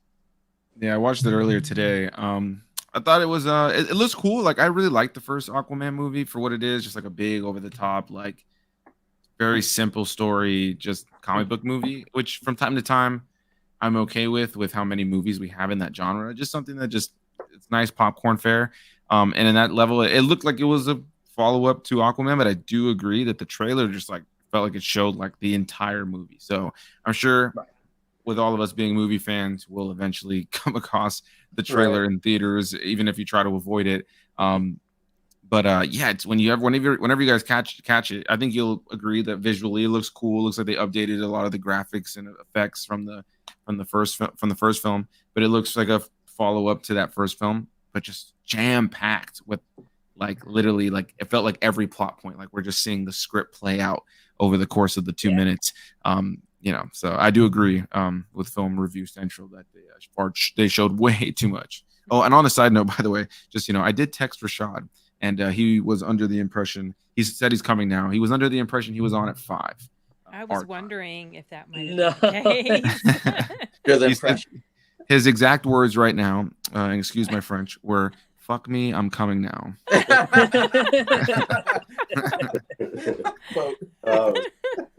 Rashad, I'm pretty sure I texted him saying 9 to 10 p.m. UK time, but I might be wrong. Rashad, man, it's always one person. It's always Rashad.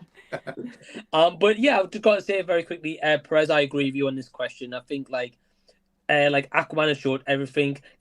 And that was only the first trailer as well for Aquaman 2. Never mind the next trailer they release, which will be more of the movie. Sin, have you seen the new trailer for Aquaman 2? No, because I'm not interested at all. So no, I haven't. I haven't watched it. I can't. Well, that's fair. That's fair. I mean, plus with this Aquaman 2, like after this Aquaman scrapped, is he going to be in James Gunn's DC? Like we don't know. Who knows? It's all a mystery now. It's Who so knows? Confusing. It's really confusing. The narrative has just been all over the place with this. So. Oh, hold on. Wait. Here he is.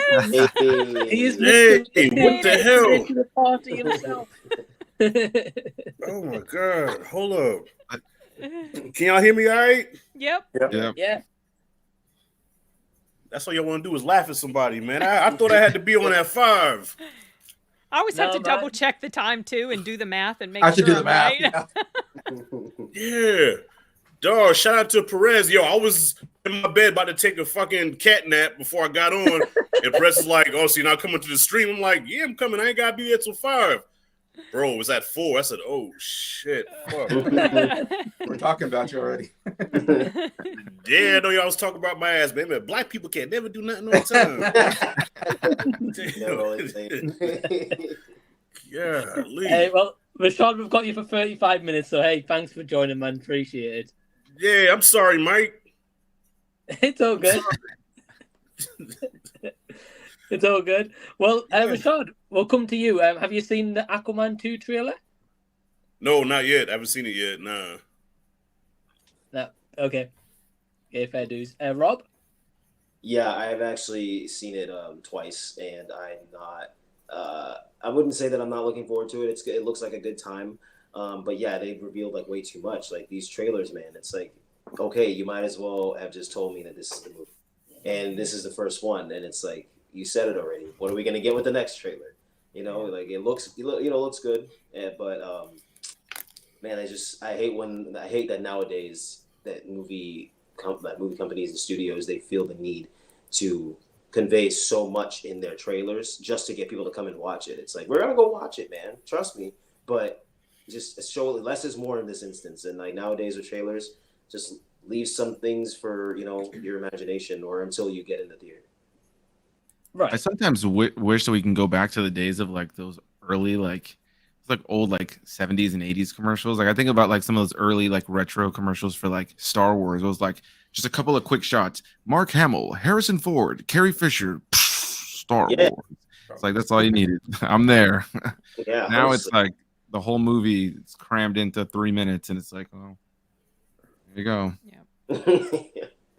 Yeah, I agree. I mean, they recently did that, like showing loads of the trailer with like Saw X that's coming out like end of this month. They showed like the whole Saw movie in that one trailer. Right. Yeah, I agree with you, Perez. I wish it was just more stripped back one trailer and like that's all you get. But anyway. Jason, have you seen the Aquaman 2 trailer?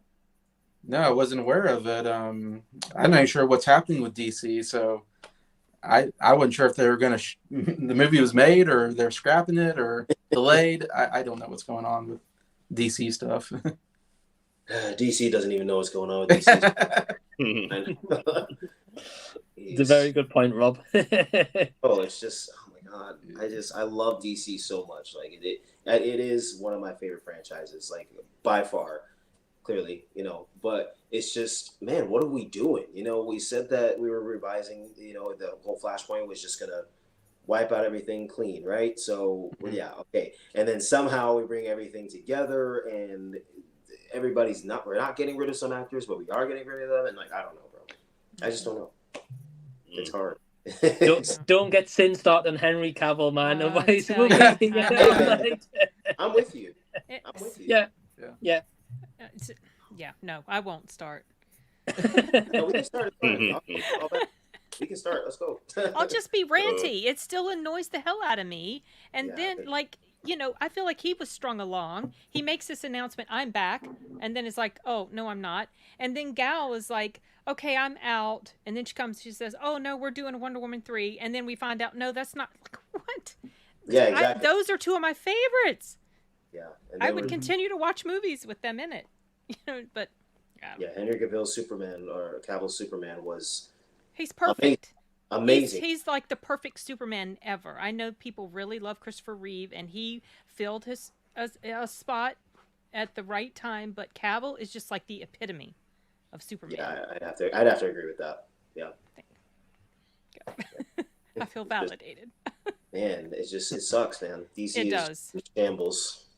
I don't know. I don't know what. It's a shame all around for Henry Cavill, right? Because like, as a fan of the DC stuff, it's heartbreaking that they never really fully utilized him as Superman. Like he's got great moments, but I don't think he has. I really enjoy Man of Steel, but I don't think he has too many like great Superman stories. He just embodies the character so well. They just never really wrote things around him to be like that, all that impeccable. And then now he's leaving The Witcher, which I know at least. For Rob and I, we watched. I don't know if you guys all watched The Witcher, but he's phenomenal on that show. And now he's leaving because the writers are deviating from the source material. And quite frankly, this last season of The Witcher for me was bad. It was not good, and I was not connected to it the same way I was the first two seasons. And the fact that now we're going to jump into like, now the story has ramped up to like a big point, like where things are like what you've been wanting to see for like the last couple seasons. It's finally there, and then you're going to change the actor. Like, imagine watching all of the MCU, and then all the way at Endgame, they like, you know, recast Tony Iron Stark. Man. Yeah, exactly. Yeah, it's like, and that the whole Iron Man storyline in Endgame is played by like, I don't know, Liam Hemsworth. Like, it's going to be in in The Witcher. It's just weird. It's a weird choice. Weird choice. At that point, just cancel the show. Like, exactly. It's bad. Agreed. Bad choice by Netflix. I've got to agree. Poor Henry Cavill, though, he's been thrown to the curb pretty bad. Yeah. Right. Yeah. I agree.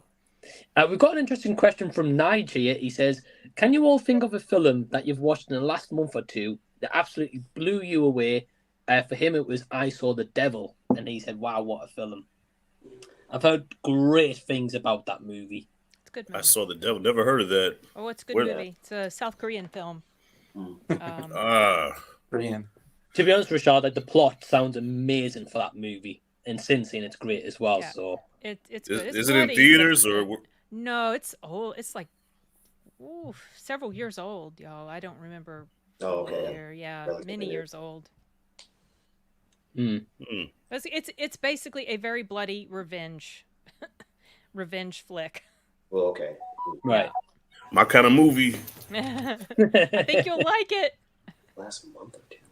I think for me, I know, I guess thinking if I'm too. thinking of the last, if I can go just a few months, I guess if I can go like 3 months at least, I guess like the ones that stand out, like I was just scrolling through my letterbox there to see what I've seen, because I've seen a lot of good movies in the last couple of months for sure. Plenty that were rewatches.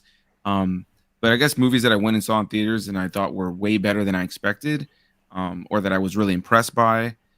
Maybe something like Barbie or Oppenheimer might seem like the generic choice right now because they're somewhat recent, but like I was really impressed with both those movies. As far as blew me away, I can't say that in the last month or two or even 3 I've seen something that blew me away. You know, like No.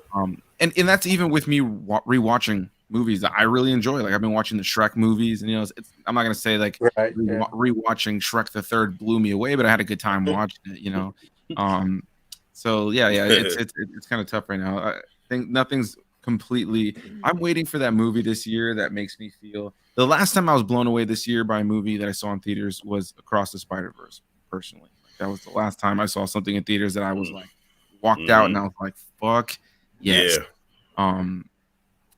And I like the new Ninja Turtles movie too. That kind of like was a nice good time in the theaters. But yeah, it's been a good few months now since Spider-Verse that I haven't felt like that blown away feeling. Yeah, not even the Meg 2. Oh. That was a my masterpiece. gosh, That was one of the Lord. best movies ever fucking made. Oh, good night. I saw that movie the same day. Like, I went to go see Oppenheimer earlier in the day, and then that evening we saw the Meg 2, and I just felt like my brain melted. Wow. Yeah. It's pretty bad. What a contrast, a true story and then this stupid. But it's just also a very cerebral film, because that's what Oppenheimer is. And then you just go to absolutely bottom of the barrel stupidness with Meg 2. Oh, and I knew it was going to be bad. I just went to hang with my brother and my nephew. But still, it was like... Your expectations weren't high. No. Yeah. Well, I can say that the Meg 2 blew me away in a bad way because just when I didn't think the movie could get any worse, it did. I didn't even finish the damn movie. I think I watched like the first 20 minutes and then I fast forwarded to the end, and it was I'm like waiting for the big climax, and it was still terrible. So yeah, Kobe in the trash, bad. Well, Rashad, you've had quite a year for movies. I mean, you got to the Harry Potter movie, you didn't even know what happened at the end of it. Perez, this is the Half-Blood Prince. Rashad, what is wrong? I'm sorry. Well, Rashad, a question for you here, I guess, on this question is, what movie have you not fallen asleep to this year? Well, the last 2 movies I fell asleep on. Equalizer 3 I slept on, and then I went to see The Nun 2, which put me to sleep, and I did my ugly snore. But yeah, there's been movies I didn't fall asleep on. Creed 3, all right. Spider-Verse, I watched that whole thing. even take a nap. What else? Transformers: Rise of the Beast. As bad as that people may think that is, I had a good time with it. So yeah, this stuff I haven't slept on. I knew better not to go see Oppenheimer because I knew without a shot of a doubt I was gonna do my ugly snore when I watched that. That'd be a hard one, I'm sure. Yeah. 3 hours of Exactly. Rashad's gonna have to watch that in like 20-minute increments at a time. Yes. Oh, and that last Insidious movie, I fell asleep on that one, and my daughter was sitting next to me, so she actually looked at me while I was snoring. I just shrugged like, your father. So funny. Having seen a movie with Rashad, having seen 2 movies with Rashad now in theaters, it's true, man. This man will fall asleep out of nowhere. There was one time we were watching. What movie were we watching? We were watching Pearl. Pearl, right? Yeah, we were watching Pearl, and because Mike was there as well, and I looked over at Mike too because we were just laughing because one second he was making a comment on the movie, like it's like with volume and the bass in his chest, and he's like, and the next second you look over and he's out. And it's just like this man is no. And the funniest part is, as soon as I looked over at him, it's like his spiders he instantly he's like sleeping, and then he gets up. Just looked over at me. It was perfect.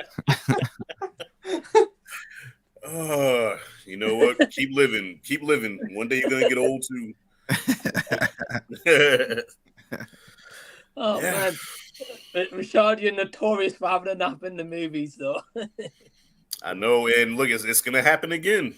So Did you stay awake for The Little Mermaid? Huh?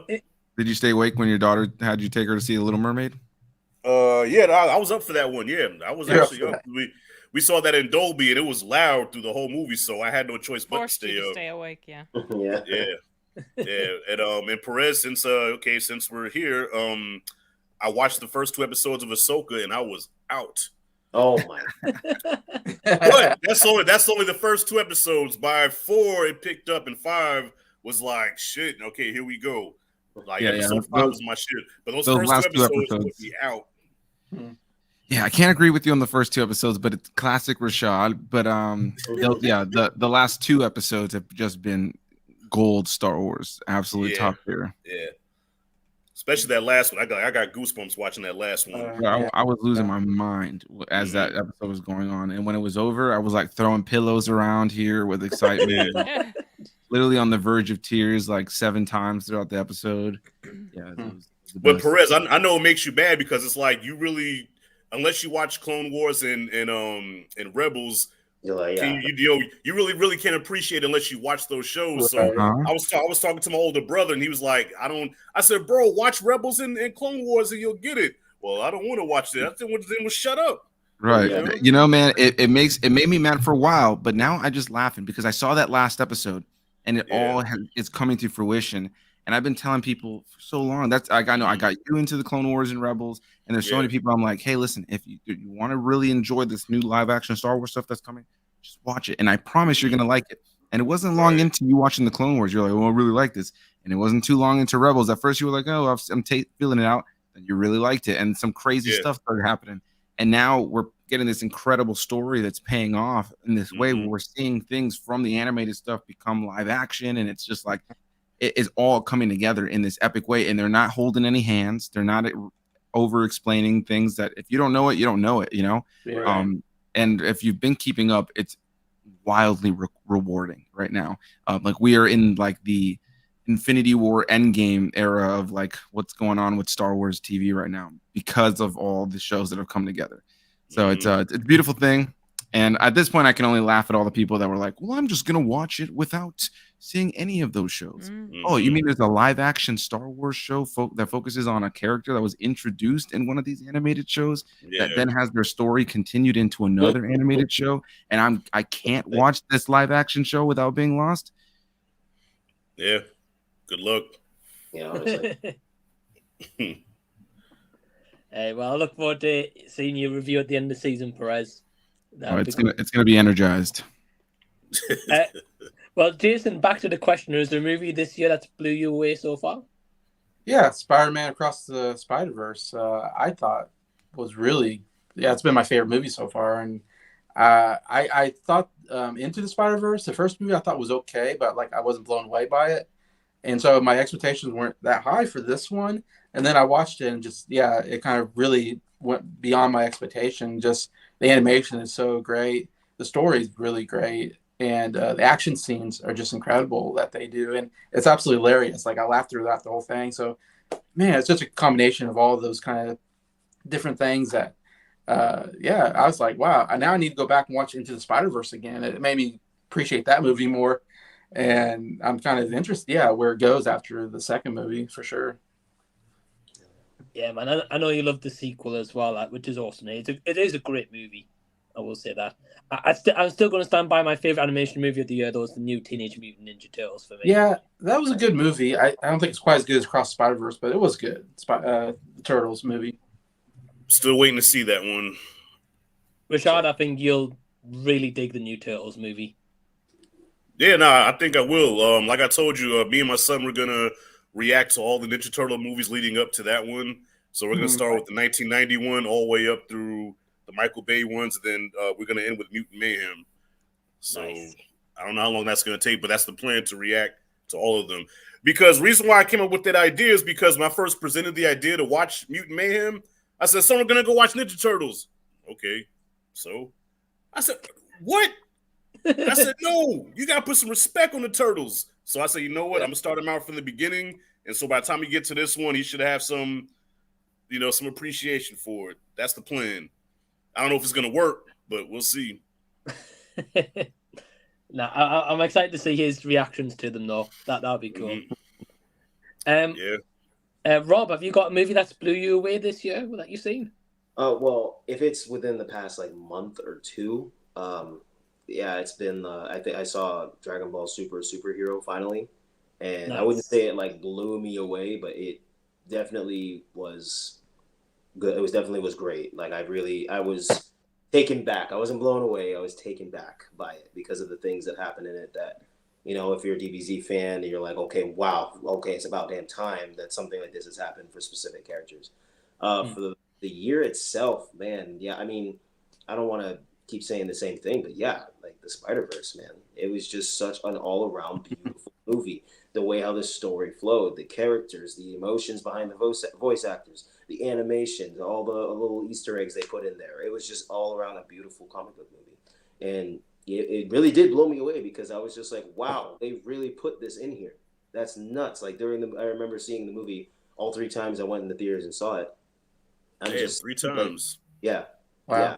That's I went to Miami and I saw it down there twice when I was down there. And it's just, I don't know, man. It just hits in a different way. The music, the whole score, everything just hits in a different way.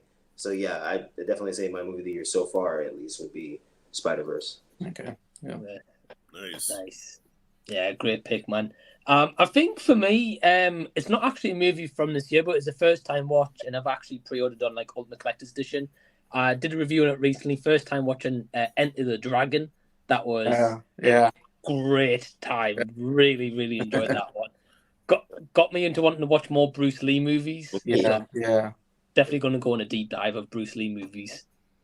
But Perez, I see you looking down there because you forgot about our collab. You was talking shit about Into the Dragon. Don't think I forgot. Oh, are you muted? I think you're muted. We can't hear you. I think he's muted. Oh, who muted you guys hear me now? You hear me? Yeah. Cool. Start over. I want to hear this shit. What I was saying was that no, trust me, I didn't forget. I think and one thing I said there was the choreography, the things that movie is known for, the fights, all that was all great. That was tons of fun. But that movie is slow, bro. It is slow. And there are times where it is painfully slow. I couldn't care. I don't really remember caring much at all for the side characters. Okay. Bruce Lee was Kelly. great. Jim Kelly was Jim Kelly, right? Yeah, it's not don't get me wrong. It's not. I don't think it's a bad movie. It's just one of those classic movies where what really works about it. Mm-hmm. There's elements about it that just let's just put it like this. I'm surprised you stay awake for that one, Rashad. Out of all the movies you fall asleep in, that's one that I'm surprised you're awake for. Wow. Well, I would probably fall asleep on it now just because I've watched it so many times. So if I throw it on now, it might be watching me. But the first, 10 times I've watched that movie, man, come on. That's one of the, any kid that grew up in the 80s watching Bruce Lee tried to mimic him. I can quote that movie from beginning to end. Right. Well, that all the Bruce Lee stuff, the Bruce Lee element of it, the fighting, all that stuff, the martial arts of it, awesome. And I love what it did for martial arts films of that time, especially for like American martial arts films. Yeah, definitely. So none of that is, you definitely can't deny any of that. It just drags. It just drags in my opinion. And like some of those side plots are just like. Well, I tell you what, stay away from Fist of Fury then, because Fist of Fury is my personal favorite Bruce Lee movie, but it goes at a much slower pace than Into the Dragon. Into the Dragon is probably his fastest paced movie. So if you go back and watch the ones that he did in China, you're gonna be in for a rough time. See, with Bruce Lee, my mom was a big fan. So as a kid, she would just throw on the movies, and so I'm probably seeing that at least pieces of that movie. They were always just like pieces, like I can visualize some of those iconic fights, like End of the Dragon. When I watched it with you, there was parts I remembered from my mom throwing it on when I was a kid, but being able to watch it now with more of my, I guess, film critic brain of trying to like dissect the movie, then I'm just like, man, this movie is so much slower than I was expecting it to be. Ouch. Still a good movie though. Still a good movie. Yeah. Perez, you've hurt my feelings, man. But no, I can respect that. There's plenty of movies you love I don't like, and vice versa. So yeah, when you were taking a crap on Bambi not too long ago, you broke my heart. Man, that was boring. Damn. But I did see a logo there of the Bambi horror movie coming up. That's got me intrigued. Oh, I can't wait for that one. Me too. We've got Elliot from IMO saying thanks for having us on, Mike. So pleasure, Elliot. Thank you for joining before. And Norin saying awesome again. Thank you for joining as well. So hey, Norin, appreciate it, dude. We've probably got one more time for one more question. We've got Harry from Halem. He says, hey everyone, awesome to see you. Says, do you guys think we'll ever get to the point where there are no actors, only realistic VFX inspired by human performances? And would this ruin movies for you guys? No. Oh, sorry. No, go on, Rob. No, I was going to say, I don't think that we'll ever truly get to a point where there'll be absolutely, positively no actors. Now, I could be wrong, but I just feel like with there being such a big thing behind like the Oscars and people performing, like the performing arts, I don't think that it will ever truly be an entire era where there's just no actual actors. Yes, VFX might be risen a lot. We might get a lot more, but I don't think having actual actors just non-existent will be a thing. I mean, maybe I could be wrong. I don't know, but I just don't see the way how the film industry goes, the way how things go. I just don't foresee that, at least not anywhere close to now, that it would be that we would have no actors and actresses, like actual people. I think that's kind of what they're dealing with right now, right? With everything going on with the actor strike, the AI, and the idea of AI performances, and actors, small actors, selling away. That's what the producers came back with. They wanted to try to like promote like this idea of like having a small actor, not the people who have millions who have made successful careers, but small actors stepping in and paying like kind of getting paid a one-time fee to get like captures of them done where they can be used endlessly as like extras and things like that. So like obviously that's what they're fighting against. I do think we will eventually see some sort of, it probably is going to be Uncanny Valley, but some sort of like AI produced film where they kind of just take kind of take together the sum of different like looks of people and different things like that, and are able to create a voice as well. But I can't imagine us as film goers really wanting movies that are just made like that don't have stars, that don't have performance to it, that don't have the human flaw element to it.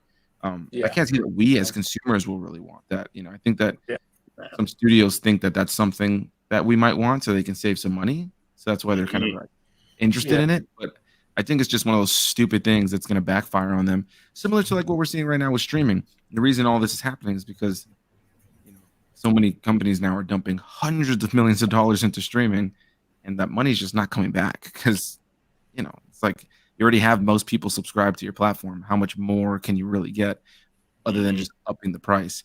So, yeah, I don't know if I see that happening in a way that could really ruin movies. Yeah. Right. Yeah, it's a fair point. I've got a thing to say myself, but Sin, do you want to go first? What do you think? Oh, no, I completely agree with what's already been said. I just can't see that, I work in an industry that it's encroached a little bit, audiobooks, and there have been AI voices now. Some authors in order to get an audiobook made, they'll use like this Google, I think it's Google has some technology that will do the whole audiobook, and they can go and they can fix pronunciation in there, but it's still not the same thing. And you can tell that it's not the same thing. And I just don't know that AI will ever get to that point where it can effectively mimic an actual human voice or human emotions, anything like that. So I don't, like we've already heard, yeah, maybe they're going to come up with a movie like that, but I don't think it's going to be a big sell. No. At all. No, I agree, Sin. I agree. Like the audiobook, maybe. Yeah, I can kind of see where that could maybe translate a little bit more. If it's a dull audiobook, maybe a non-fiction book, but when you're talking about fiction and all the nuances of emotion that come through when a voice actor is doing their part, a talented voice actor, I just don't think that can be replaced by any sort of AI. Yeah. No, not at all. Not at all. Rashad? I think we're closer to it than we think, but I know the studios and like the powers that be and even some directors want that to happen. But like Perez said, how the people going to react to that? Because like for over 100 years, we've been used to seeing live action people doing acting. So if you take that out the equation, are people still going to go to the movies? So I think they can do it right now. I mean, you got James Cameron and, I'm pretty sure the technology is almost there. So probably for another maybe 10, 15 years, we could probably see a full AI movie, but I don't think they have the balls to do it because they know they will lose a lot of fucking money. But as most film directors, think about George Lucas. George Lucas hates actors. I bet George Lucas wish he had that technology years ago. Instead of actors coming up to him saying, "George, what do I do?" It's on the page. Do that. So now with AI, George can go and say, "Hey, read this on the page and do it faster and more intense," and they'll give the exact performance that he wants. They'll give the exact performance. So yeah, I think we're close to it. They just don't have the balls to do it. That's pretty much my answer to that. I think that's a fair point. Yeah. Hey, the George Lucas bit that cracked me up. So true. Well, that's it. They said they had two buttons, right? Faster and more intense. That's all he ever said on set. That's all he said. Faster. Yeah. He definitely never really loved the actor. He's not an actor's director. No. He's not a people person. No. Yeah, he's a world building director. He's good at story and world building. Yeah, exactly. I always thought he was a better producer because he came up with great ideas, like for Indiana Jones and Star Wars. Yeah. But he just can't bring that that emotion out of you. You turned her against me. All right, that's as good as we're gonna get, right? All right, fuck it, go to the next scene. No one sounded bad. No. And the whole time the actors think they're doing their thing, like, is that good? Oh yeah, it's perfect. Okay.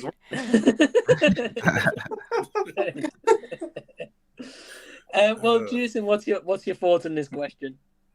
Yeah, I mean, I wouldn't think they'd be able to. I think they could technologically wise. It's possible, but I wouldn't think the actors would let that happen. I don't know. Like you said, and I don't think moviegoers would want that necessarily. But then again, 100 years from now, maybe when I'm dead and gone, I don't know. Technology would get so good and life would be so different 100 years from now. Who knows? But I was thinking about, I remember a director one time he was doing a movie. I can't remember who it was or what it was, but he wanted one of the characters. He wanted to be James Dean, was going to be one of the characters or playing a part in the movie. And so instead of going out and auditioning actors, he's like, I think James Dean would be good for this movie. But it didn't end up, I think, must have been some kind of backlash, and so he didn't do it. But that was kind of interesting idea at the time. It was like, bringing back dead actors and putting them into current movies, playing parts. That's kind of an interesting idea. I don't know if it would be allowed though by the people that have the rights to the. Right. It all depends on the people who have the rights, right, for situations like that. Because they did it with Peter Cushing. Right? And Rogue One. Fisher did it, I guess, but yeah. Right. Where they got an actor to sound like him. He played the part, but then they CG'd on his face. But they got the approval there. Then there was, I was about to say, to chime in a little bit here. I was about to say the latest thing with like Bruce Willis, of course. Like him selling his likeness. I think I heard, if that was right. Really? I don't know if that was so true, but I heard somewhere he sold his likeness. But maybe for like an actor who's like terminally ill or got like an illness where they can't act anymore, maybe to preserve their legacy, and maybe they might want to be, kind of deep faked or motion captured CG, as you said there, Perez, about Peter Cushing, for example. Maybe something like that. We might get like here or there, like kind of thrown in a little bit. Yeah. Of course, like with the Flash movie, I'm not going to spoil it for anyone who's not seen it, but there's a lot of cameos there, even of like dead actors and actresses and stuff. So, like it's been integrated slowly. I think you might start it probably more in our face than probably realize at this point. Yeah, that's what I was saying. But I think an AI movie wouldn't work though. I think it would be trashed pretty badly. I think you'd have to be meticulous with it, and even then, they can't convey human emotion very well. So, right. And especially like as you were saying about audio books, and say if it is like a biography on someone, trying to get an AI to do that biography voice for that audio book, it wouldn't work.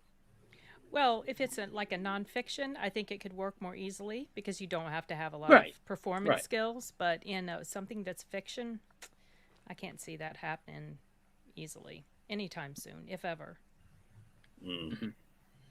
Yeah, especially if it's fiction. Yeah, non-fiction. You're right. No, I can't see that happening at all. I mean, as a kid, I never thought I'd be talking to people face to face like this. So I don't know.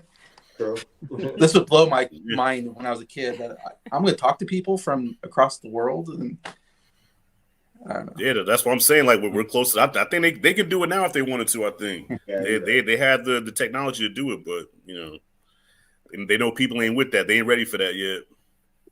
Everything that Arnold tried to stop in the Terminator is done. No exactly. Exactly. Pay attention. What in the world? Like people are stupid, man. Like I mean, you would figure after you watch the Terminator series, I ain't messing with that. But no, they say it was taking a step further. Oh, this is a Let's good create idea. Skynet. See what happens. Exactly. Oh my gosh. Idiots. I know. Make me sick. Skynet was the best idea ever from that movie franchise. There's a warning that has not been heeded, I don't think. No. Yeah, I used to have nightmares in that scene in T2 where they showed the end of the world where Sarah Connor was dreaming. Explosion. Like that was scary at the time because remember back then they were saying that the world was going to end on a certain date. You know what I mean? Well, I mean, back in the 80s and stuff, there was like a lot of fear with kids too, because we were afraid that Russia was going to nuke us and we were going to nuke Russia. And so that was a definite fear that a lot of people had. Yeah. I thought in 1990 we were going to be done. So I wanted to hurry up and see the Ninja Turtles before I died.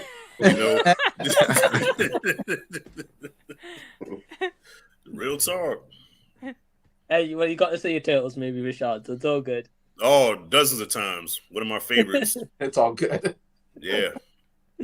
Well, we're coming up to the hour, so first I do want to thank Jason for being on for the first 2 hours. Really appreciate it. Also want to thank Rob, Sin, Perez, and Rashad for joining me as well. Just want to say the links to all these guys and girls channels down below in the description box. So please go subscribe to them. Go show them some love. I will be on Perez's channel tomorrow at 5 p.m. UK time. So definitely check that out. And yeah, thank you guys for joining. Thanks for having us. Thank you. Thank you. And I'm sorry again for coming in late. I didn't mean it. Hey, it's all good, Rashad. Appreciate you joining, man. And have a great night. All right. Yeah, I hope you guys have a great night. Bye. Peace. See you in a bit. And we've got a couple of guests waiting in the rings. We've got finally in the UK, Jackson. Hey, man. How's it going? Yeah, what's it like being in the UK? It's cool. I've been here briefly before, but only for like really short like weekend trips to visit like a friend and stuff. But this was, you know, it's really nice to live here now. It's awesome having you in the same country, man. It's definitely got to meet up at some point. Would love to. Yeah, absolutely. And we've got a couple of other guests in the wings. We've also got Scott, the movie critic. He's here looking fresh with his haircut and beard trim. Hey, man, how you doing? Indeed, yeah. Yeah, you doing good, Scott? I'm doing very well, thank you. Yeah, thank you for having me on tonight. I'm looking forward to this. Yeah, you're welcome, man. Thanks for joining as well. Appreciate it. And Jackson as well. We've also got No Pete worries. from PLAYTENDOGUY. Hey, Pete. Hello, Hey, Pete. Mike. Hey, everyone. How you all doing? Doing good. How are you? Doing good, yeah. Yeah, doing well. Doing well. So you're finally in the UK, Jackson. Brilliant stuff. Yeah, I am. I mean, it's been a stressful couple of days, like kind of getting moved in and all that. But I'm starting to enjoy my time here, definitely. Oh, wow. Hope you have a lovely time here. Thank you. Definitely. Yeah, man. And we've also got Andy from Forgotten World Movies. Hey, Andy. Hello, Hey everyone. Yeah, all right. How you doing, Andy? Yeah, not too bad, thanks, Mike. How are you? Doing good, mate. Have you recovered from Pete's comment about dungeons and we know what? Oh, wow. Was not expecting that one, were you? No, I completely forgot about that, to be honest. And last but certainly not least, we've got Nige from Rockgod. Hey, He's Nige, there he is. We're a bell Scott's got a baggy head. Oh, Scott's got a baggy head. You like that? Yeah, Really it's fine. fucking not. Jackson, you big handsome bastard, you're over here. I am, yeah. Yeah. Wonderful. It's good to be here. And how you doing, Nige? I'm not so bad, actually, unlike Laura, who's throwing her guts up at the minute. Oh, I'm so sorry. Oh, man. She's got another Sorry to infection, hear another one. Oh, no. Sorry Hope to she's hear all right. that. Since she had the transplant, she's on these anti-rejection tablets. She's basically got no immune system. That's why she keeps getting them. Hoping it'll settle down. It's always urine infections as well, so it can be quite nasty. Well, I wish her a speedy recovery, mate. I hope she gets better soon as well. Thank you very much. Yeah. Now, Ginge. Yeah, definitely.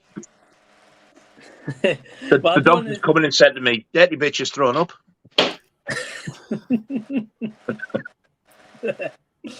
Oh, man. Well, I do want to say before we carry on anything further, the link to Jackson, Scott, Pete, Andy, and Nigel channels down below in the description box. So go subscribe to these guys and go show them some love and support. And thank you guys for joining as well this hour.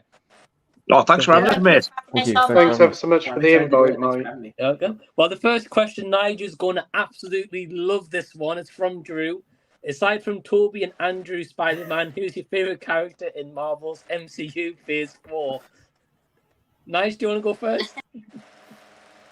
Chief Brody.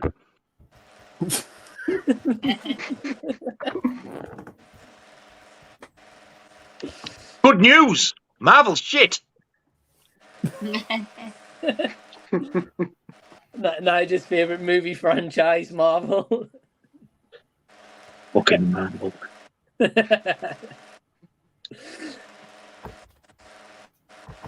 Oh, that's a nice shirt. Oh, there you go. That is Very nice. Very retro, isn't it? It is. I like the colours of that as well. I do. Mm. Do you think those first lot you had on are still watching? I'm not sure. Let us know if you're out. If you're out, I'll give you a quick flash. Oh, the Iron Maiden. Yes, the tap that we're on about. Yeah, man. There's some Iron Maiden fans on the first half of the stream. Yeah. Andy, who was your favourite character in MCU Phase 4? I don't really remember much about a single thing about Phase 4, to be honest. That's how fucking good it was. Yeah. Fair enough, mate. Fair enough. Sorry. It's all right. Pete? Was there a good new character in Phase 4? I don't think so, unfortunately. Very forgettable phase. Can't really think of any, unfortunately. Captain Billy Bellend. Oh yeah. It was great night. Scott, do you have any answer for this one? I haven't seen a film in Phase 4, I don't think, so I can't answer that one, unfortunately. Fair enough, mate. Jackson?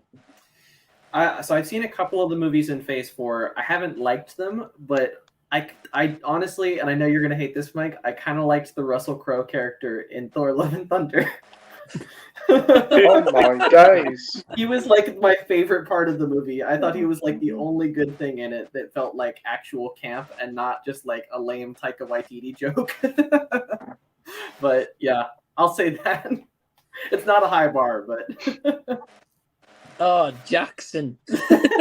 Wow. Even Pete backed off from that one.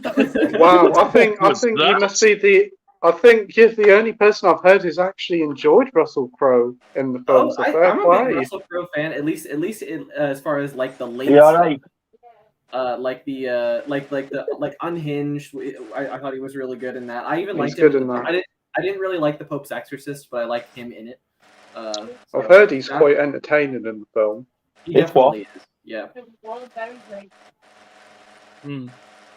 Yeah, I really liked him in Unhinged. Like, I thought he was great in that one. Yeah, that's a good one. Jason saying, get Jackson off the string. It's like the one part of the movie I remember laughing at. Oh, man. Marvel fan says, get well soon, Mrs. Rockgod. Yeah, Yeah, definitely. Absolutely. You can get well soon comments. And Jake saying, can't wait for the release of Crapper Scrapper. That's what I was trying. I could not fucking remember the name of it.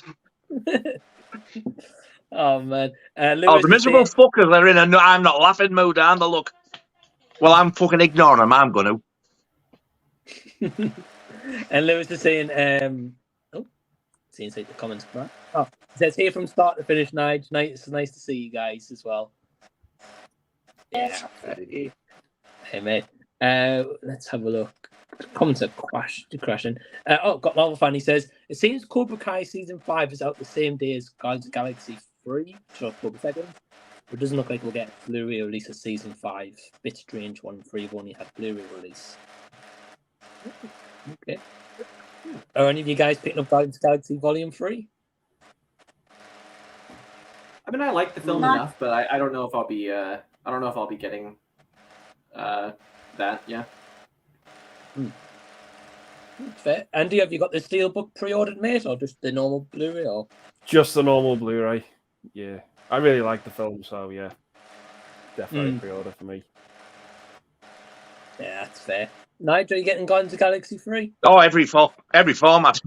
Might even buy the DVD. Treat myself. I'm a fuck. Oh. Watching that shite. Well, Marvel fans saying here, I was shocked when they're charging $44.99 or £50 for WandaVision and local 4K Steelbooks. Steelbooks are standard Blu-ray release. Yeah, so the price is quite high for those. Very yeah, hefty. that's expensive. Yeah. I think it's the same price for Mandalorian as well, if I'm not mistaken. Yeah, it's going to cost you nearly £200 for all 4 Steelbooks, and that's quite a lot of money, I think. All them. Yeah, definitely. Yeah, it really is. They're just Disney releases though as well. Yeah, I gotta agree. Especially as the Exorcist steelbooks come out, and that was only like $25 and 4K as well, which is really cheap.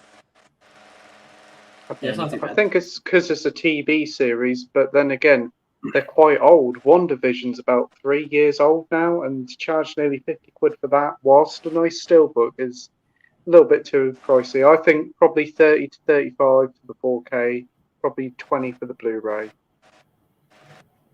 Yeah, I would say that's fair. You're right, Pete. It's been a couple of years now as well, so strange marketing by Disney. We'll not get Andy started on Disney Plus. We know how much he loves that streaming service. Wow.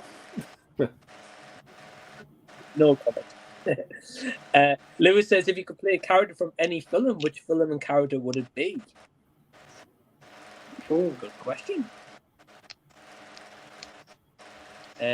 Jackson, you want to go first? I'm kind of drawing a blank. Could you come back to me? Yeah, sure. Scott? I'm gonna go with Rocky just because he's such an inspiration to me and always has been through my childhood. So yeah, I'm gonna have to choose Rocky, and I think it'd be a really fun character to play. To be fair.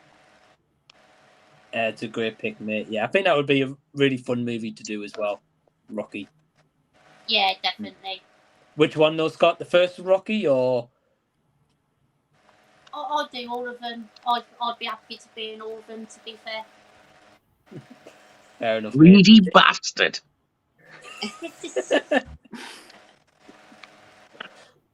Hey man, Pete. I honestly don't know. The only thing that's come into my head is Matt Dillon and Wild Things for reasons, but that's about it. That's the only thing I can think of, unfortunately, so that's my answer. That's a good answer. I've yet to see Wild Things, but again, I've heard so much about the movie. Treat yourself to the 4K, Mike. It'll certainly be worth the upgrade. I know a couple of you guys got the 4K of that as well. So, yeah. It's good film, to be fair. I don't think I've ever heard anyone say anything bad about it, to be honest. So, I've heard good things. It's a good film. Andy? Yeah, Pete stole mine. Matt Dillon, Wild Things. Definitely. Fair enough, mate. Nige? Either Scream as Leatherface or a Scream as Leatherface. Scream as Leatherface? Wow. Fucking idiot. Or Leatherface, because I've got the fucking build for it. Big fat fuck with a chainsaw. Scream as Leatherface, man. Scream and Leatherface. What a bad end! He'd also be in Texas Chainsaw Massacre as Ghostface. Friday the 13th as Rocky. Well, now you've done Jason X. Why not throw Rocky in the mix? Oh, don't fucking mention that pile of shite. Jason, I just love to be in space and I just loves me some sci-fi. X. What a crock of shit. Sure, you just want me to have a fucking heart attack? It's such a bad film, to be fair. Bad ain't the word. It's fun. That's right, just do a total fucking turnaround and yeah, it's a shit film. It's really good though. No, not good, but fun. Darn fool Egypt. I've got to admit, Nigel, I've had a good time with that one. And I've had a fun movie. It's bad, but it's a fun movie. Apart from the liquid nitrogen death. Oh, it's fun. Which is probably one of my favourite death scenes of all time out of anything. Fancy putting such a good scene in such a shit film. I keep looking up there because that's where the box set is. I'm looking at it. I don't know why I'm going like that. It's not that I've got a Twitch it's because I can see it. I kind of have fun with Jason X, if I'm being honest. I'm quiet about it, but it's just like I think it's okay. It's like kind of mid Friday the 13th for me, but yeah. Jason Goes to Hell blows it out the water. I don't know. That one bored me a little bit more. I don't know. Nobody disagrees. Everybody hates the fucker. Yeah, I'll have to go back and watch that one because rewatch it, I guess. It's got some really, really good effects in it. Yeah, that's true.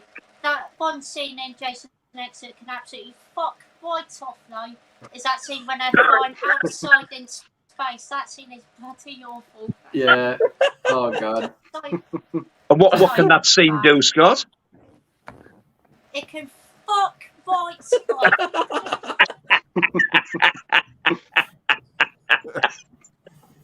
Oh. Hey, man. No. Scott's impressions are the best.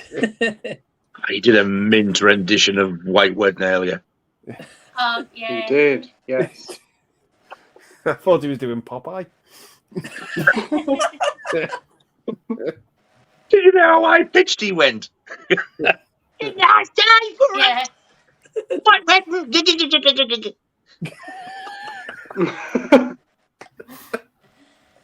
Hey, little sister, where's me spinach? Oh man, I'm sure this got request hours coming in very shortly. I'm not going to be surprised. Jackson, which character would you play from any film? Yeah, I had to think about it. I think I may have even said it on here before when somebody asked a similar question, but I'd probably go with Captain Quint from Jaws. Yeah. You're not nasty enough. No, I'm definitely not. But I think it'd be a cool challenge, and I just think he's such a great character. Like, I just think that'd be fun to like kind of take on a persona like that, do the accent, all that good stuff. Quint, keep that chum line coming, Jackson. Would you mind just throwing a few fish over? Would you please? No, do it yourself. That's fine. Okay, that's fair enough. Swimming with bow-legged women. I'd love to know what he means by that. I wonder if you've actually seen any. My dad used to say that all the time, and I wonder if he knows what it means, because it sounds like a very American thing, but I don't even know. There's even some sort of a TV production company now called Some Bad Harry, isn't there? I don't know. Laura's watching something at the end of it. That's Some Bad Harry. It's productions at the end of it, yeah? Yeah, I think so, yeah. Yeah, it'd be interesting to see Jackson angry though, Nige. I think you make a good point. I can't imagine that happening. Every now and then I do get angry about things. You imagine the fucking shark jumping up and biting him. Hey, would you stop that? That hurts. Hey, buddy. No, bad show. Oh man. And yeah, I guess for myself, I've always found it interesting what it'd be like to be like Peter Weller as RoboCop. I think that would be pretty interesting. Getting that RoboCop suit, that would be quite cool. But I don't know. I'm stuffed for a chocolate pie from McDonald's leak.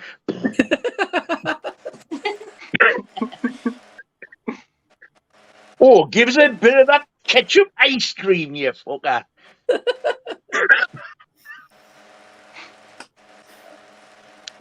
Oh, no, that would be a disaster. Can't believe you've tried that, you dirty fucker. Oh man, I had to when I was there. They had to. Oh man, the thought of it. I wonder what it was. Like. Ketchup ice cream. Heinz tomato ketchup ice cream, and the dirty bastards had some. Jeez, I thought the pig juice was bad enough. Oh my days! Oh, was this one of your Mike Tries videos? No, I did it pure out of willingness. I noticed there was a Branston one there as well. Branston pickle fucking ice cream. What's wrong with these people? There was like Heinz tomato ketchup, Branston pickle. There was like the Blue Dragon sweet chili sauce ice cream as well. Jeez, what's next? Coleman mustard ice cream. Yeah. Can you imagine them coming to be to the seaside? Oh, well, I'll have fish and chips. What sauce would you like with that? Oh, a lovely bit of custard. What the fuck?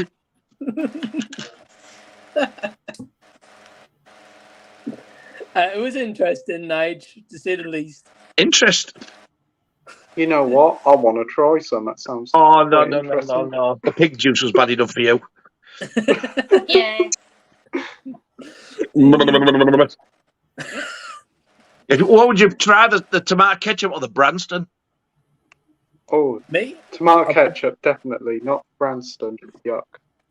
But the Branston's lovely. You just get a bit of sweetness, then crunch into a pickled onion.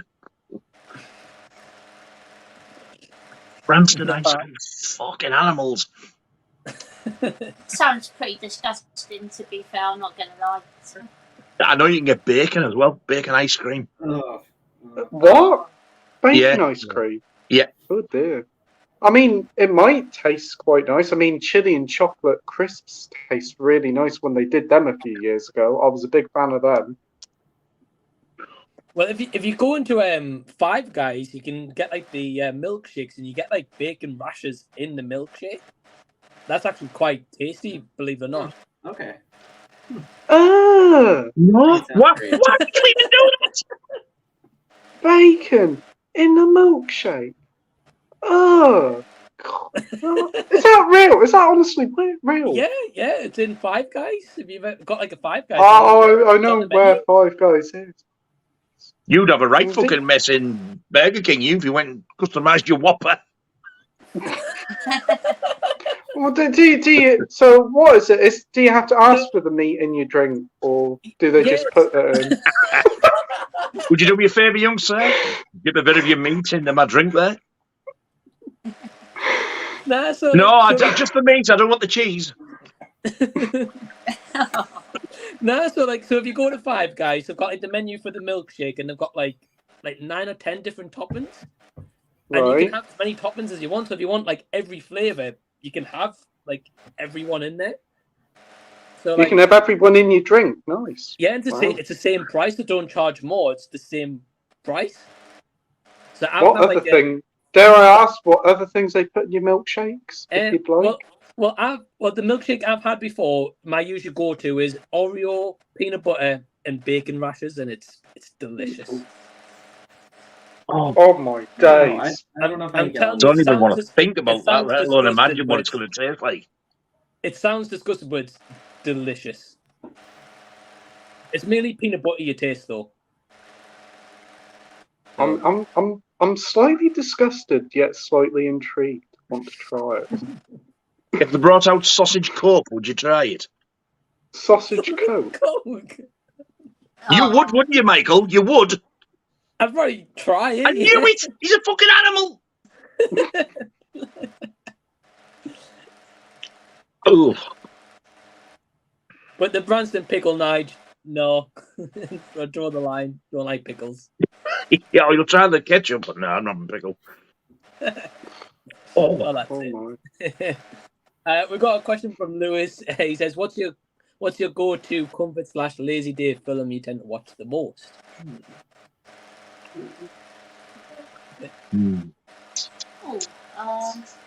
Andy? Yeah, mine's probably Adam's Family Values. Wow. Yeah, I just love that film. Cool choice, man. Choice. Thanks. Pete? I'd probably say one of the James Bond films. They're just like very easy watching. You just whip one on every weekend, and that's about it. It's okay. Always on at bank holidays as well. So I'd say a Bond film. Yeah. It's always on ITV as well. Yeah. Don't need the Blu-rays. Just have to watch ITV. True. Scott, is yours Mortal Kombat? No, probably Rocky 4. I think I watch that film all the time. Absolutely love it. Great pick, mate. Great pick. Jackson? Maybe Monty Python and the Holy Grail. That's an easy comedy to throw on for me. Yeah, I'd watch that quite a lot. It's funny that like the idea of it being a rainy day movie because it's really rainy in the film. But yeah. Yeah, I've still never seen any of the Monty Pythons, but I know Nigel's fought in Monty Python movies. He's exciting. But no, fair pick, Jackson. Nigel, what about yourself? Oh, it could be the Michael Caine and Lewis Collins' Jack the Ripper, the 3-hour one. Or it could be Jaws or Gregory's Girl, depending what mood. Jaws 3 is another good lazy one as well. I know it's a shit film, but it's a very good comforter. And you just got the did a Boxing Day night. You got the 4K of Gregory's Girl, right? Yeah, I watched it as well. It's a bit grainy in parts. The very opener when she's running where the titles are, I was like the sky. I was like, oh shit, that's painful. It wasn't pleasant. But then some of the scenes are like, wow, look at that, they're amazing. So I'm gonna keep the Blu-ray as well anyway, just in case. I was going to say, did you watch the Blu-ray transfer to see the differences, or no? But I'm gonna, because after watching that yesterday, I can pretty much remember what it looked like. It's that beginning bit I'm going to look at, and then I'm going to look at some of the, like when they're walking out on the field, and that's to look at some of the greenery and compare it, because that was pretty stunning on the 4K, that bit. Yeah, okay. Well, I agree. great pick. It'll be interesting to see what the transfer is like when you get a chance to check it out as well. That'll be interesting. It's an amazing film, mind. Haven't seen it, man. And it makes me just feel like it makes me just forget everything. Really? It came out when I was at school, so it's like my age thing. Came out in 1980. Man, that's awesome, mate. Andy, have you seen Gregory's Girl? Yeah, I really like it. Seen Yeah. it as well. It's awful. I don't love it as much as Nige, but yeah, it's good. Yeah. Fair enough, mate. And I think for myself with the question, I'm gonna have to go with the original Toy Story movie. Watched that time and time again as a kid, and favorite animation movie of all time. Good choice. Easy movie, less than like an hour and a half, I think it is as well. It just flies by. Oh yeah, for sure. But great question, Lewis. Thank you for the question. I got Jake Talks Movie saying, "Evening, everyone." Hello, Jake. Hey, Jake. He's like, he's here. Is hello, Nige, you handsome bastard. Oh well, hello, you beautiful twat.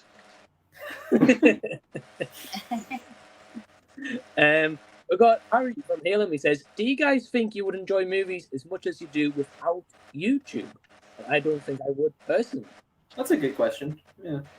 That's a good question. Definitely, yeah. I think it depends on the movie. I mean, one example I can give straight away is probably Targets I watched recently because of Andy's suggestion. If I didn't do YouTube, I wouldn't have known about that movie like at all. And I enjoyed it because I was led on to that movie, which I never heard about because of Andy, and I would have met him through YouTube. So, yeah, kind of. Jackson, how about yourself? Yeah, I mean, I don't know if I've always loved movies, but I don't know if I would be as I don't know if I would watch as many as I do if I didn't have the channel.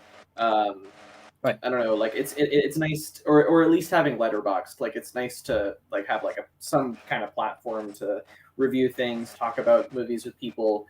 Right. So maybe not the channel specifically, but some kind of platform like that. Yeah. Yeah, it definitely brings more exposure to movies, and especially Letterboxd. I love Letterboxd and yeah, definitely grades and stuff as well. Mm-hmm. Yeah, and of course, to your point too, like I hear about new movies all the time from people on, like from people like you guys. So yeah, it is very helpful for that. Yeah, definitely. Scott? Yeah, basically same as you guys. My passion's always been there for films and always will be. But I think there's a lot of films that I wouldn't have if I didn't start a YouTube channel. Obviously, loads of recommendations by obviously Nigel, Andy, and just loads of people recommended stuff to me that films that I've never heard about before. So yeah, there's definitely a lot of good films out there that I know because of starting YouTube. Yeah, I mean that's a fair point. I know when you usually do your kind of video reviews, it's always like shout out to Andy or Nige or Pete and stuff like that. So yeah, a lot. Yeah. Pete, how about yourself? Echoing every one of you. Without the recommendations, I think my film watching would be quite small because I'd only watch a certain amount of films, and hearing everybody's different recommendations and their varied tastes, I'm open up to trying more new films. And ever since starting YouTube, I've tried and watched loads of different films I never thought I would, thanks to all you guys and all the other channels on YouTube. Yeah, man, definitely, and especially when you do like your weekly polls. I think there's no hard feelings winning the minute for next week. It seems to be the one that's winning so far, yeah. Well, I think it's winning by nearly 50%, so yeah, it is the one that's going to be watched this week. So I'm looking forward to watching that one. Looks like it's going to be a lot of fun. Yeah, I enjoyed that one. I think you'll probably have a good time. Yeah. Yeah, I think I will. Andy certainly made it sound like I will do. I have a feeling I know how he sold it. Yeah. Yeah, it's great, Pete. I'll say that. Well, interesting question for you, Andy, here, because obviously with you, with probably the biggest film collection I've ever seen in my life, man. What's your take on this? It's pretty much the same as you guys. I mean, YouTube or no YouTube, I've always loved movies. Yeah, movies. Ever since I was 3, I've been collecting films. So it's like for 30 years now. Yeah, the best part about the YouTube side of it is, like you guys said, it's finding out new films that you've never seen before, and I'm always finding out new films from you guys as well. You guys have suggested a lot to me, and yeah, it's just my love has always been for the movies. It always has been, but as well, the other thing about YouTube is discussing the films. It's fun to discuss films that you like niche movies that you've seen and other people have seen. You can have a chat and you can have a talk about. That's what's great about it as well. Like it's enhanced to that enjoyment of it. Like, you know, because prior to YouTube, you watch the film, that's it. You just don't discuss it with anyone. Here, you can actually like talk about it and then go back and watch the film, maybe from a different perspective, and get more enjoyment from it. I know I've definitely done that, but yeah, it's definitely enhanced it. But the love for films for me has always been there, and it always will be, with or without YouTube. Yeah, right. Yeah, and I think that's fair enough, Andy. It's cool to hear your insight as well, especially as you said, collecting movies since you're a 3-year-old as well. Yeah. Like that's incredible. Yeah. No, thanks. Yeah, of course. And how about yourself, Nige? Last but not least. Yeah, my answer is kind of very similar to Andy's. Really, I can see both, because would I enjoy them as much as I do without YouTube? Yeah, I would, because I've always been into films ever since like they started going on sale on video and stuff. I've had videos, I've had laser discs, DVD, Blu-ray, 4K. So I've always bought them ever since they've been available. But like Andy said, it sort of enhances it because of all the recommendations and stuff and stuff that people send you or stuff that people tell you to watch. If it hadn't been for YouTube, I still to this day wouldn't have seen Predator. I wouldn't have even thought twice about watching Wolf of Wall Street. And that absolutely blew me away. I Saw the Devil, I wouldn't have even looked at. That was an amazing film. So yeah, I do enjoy them a hell of a lot more because YouTube's like opened my eyes to a lot more stuff. But if I didn't have YouTube, I'd just be watching the films that I know I would love. So I'd still enjoy them as much, but the fact that I've got the channel now, that it's opened up like loads of other options that I never would have normally even looked at. Yeah, it's fair enough, Nigel. I think great answer and a great question as well, Harry. And thank you so much for that. Like, really, yeah, definitely an interesting one. Quite a good question, to be fair. It is. We've got Lewis saying, "Good, I've missed your last few lives, Scott, but he's not working tomorrow evening, so he will be there." Oh, thank you, Lewis. Really appreciate that. And yeah, no worries, my friend. All good. Well, Scott, do you want to plug your stream for tomorrow? What time it is and who you've got on tomorrow? 8 PM start as always, and it'll go on for about 2 hours. And obviously Nigel and Andy will be on as always, and the special guest this week will be Keith and John. So yeah, it should be a fantastic time. That'll be awesome, mate. A lot of film knowledge in that stream. Indeed, yeah, definitely. That's great. Well, definitely tune in to Scott's stream tomorrow at 8 o'clock. Links down below to his channel as well. Definitely go support him, and you'll see Andy and Nigel there as well. Always appreciate it. Hey, mate. Always love your stream, Scott. So I'm sure it'll be a good one tomorrow, mate. I'll tune in if I can. Cheers, mate. Yeah, no worries. Jason says he's just watched a Walking Dead Daryl Dixon last night and thought it was pretty good.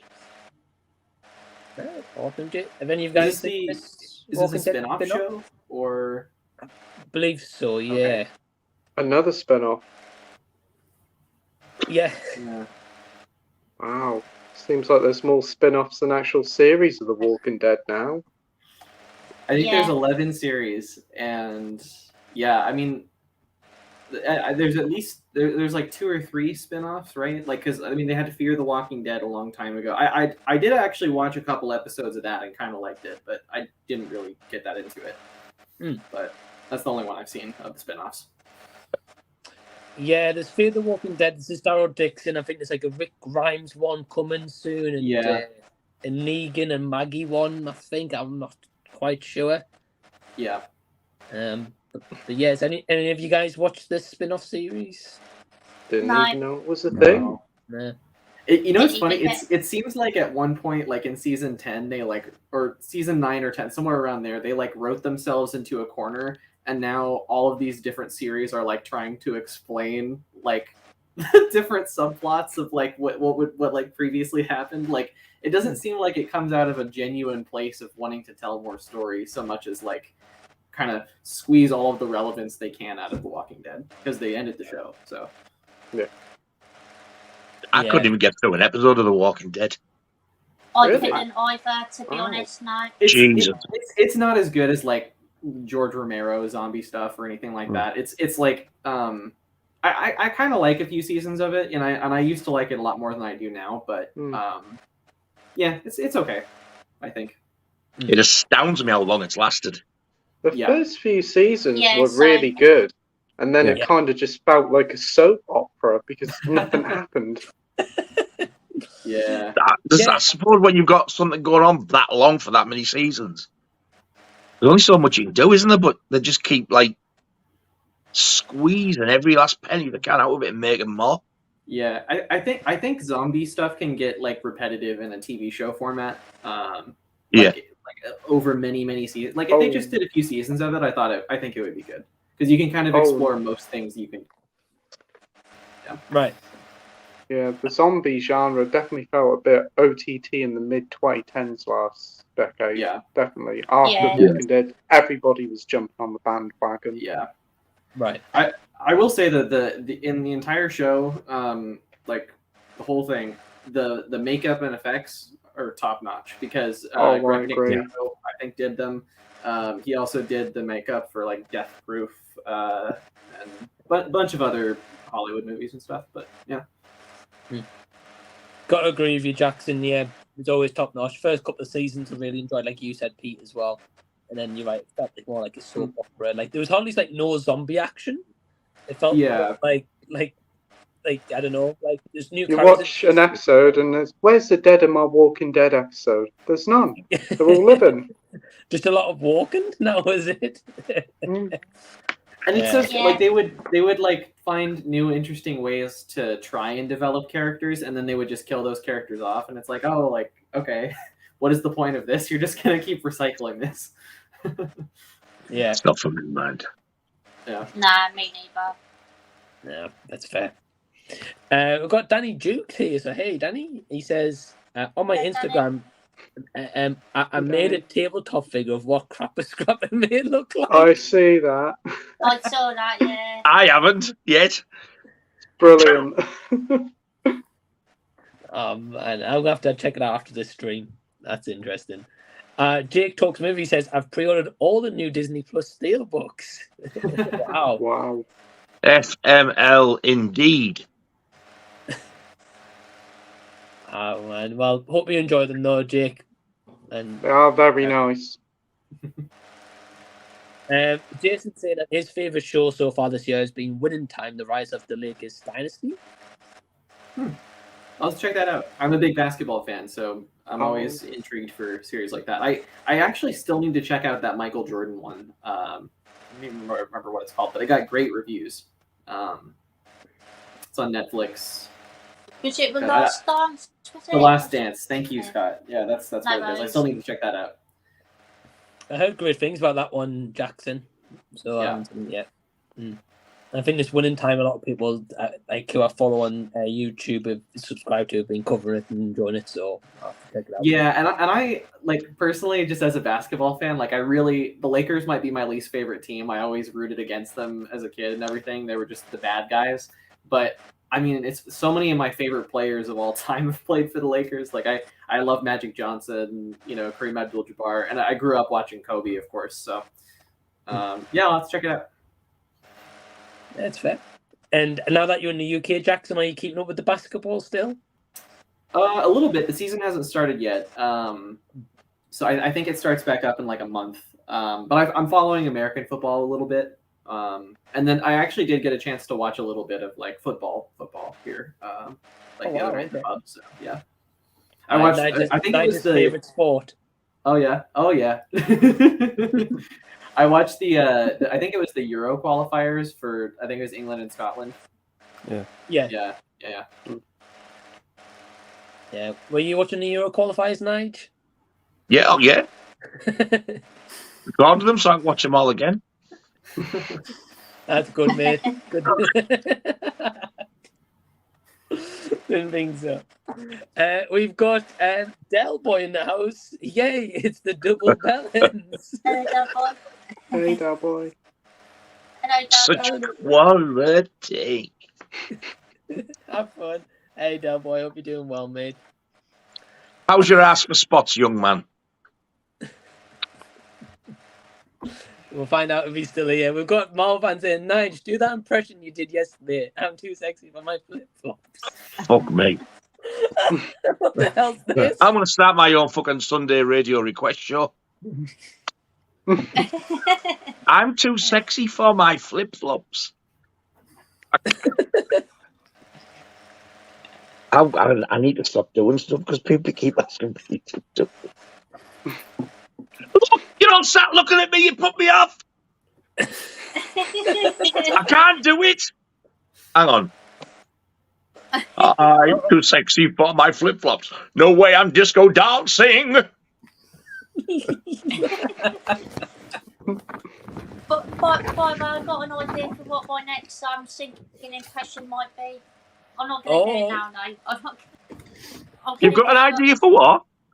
My next singing impression. I'm going to give it a go at some point. Is it I'm too sexy? No. It's Inside by Stiltskin. It's. I've covered that. I used to sing that when the band used to do it. I wouldn't fucking do it now. Yeah. Fuck that. Nah. I'm going to give the chorus a go. If you believe it, not it. Yeah, and a bit before that, yeah, just the whole chorus, yeah.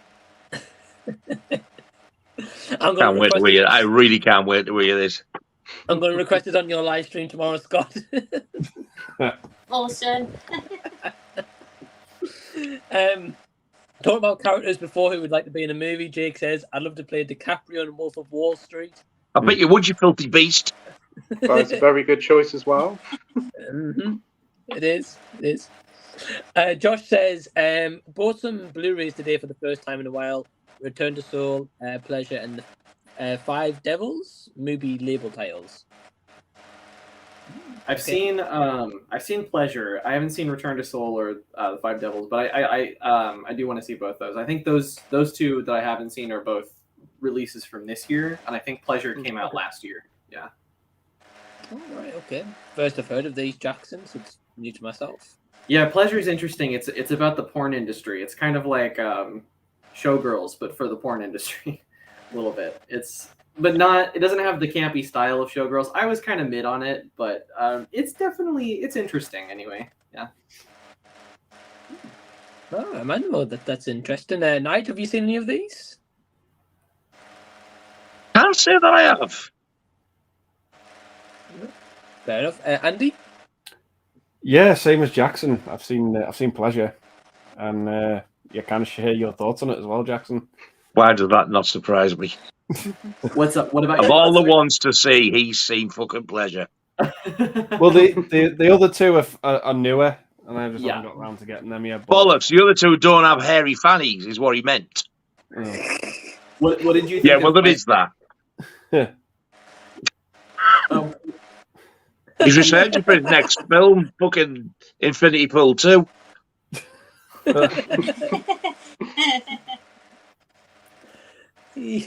Oh god. He's exhausted just fucking thinking about it, look. And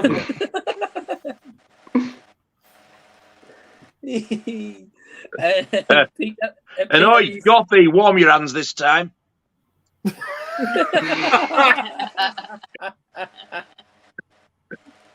You made it look like a fucking shriveled up strip. Your hands were freezing.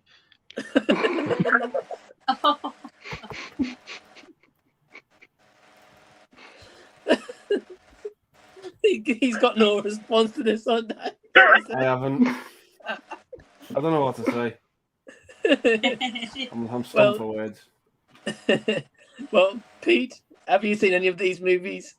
I haven't seen any of them, but I do have a free subscription to Movie, so I may give Pleasure a pop because it does sound quite appealing. You're going to pop it where?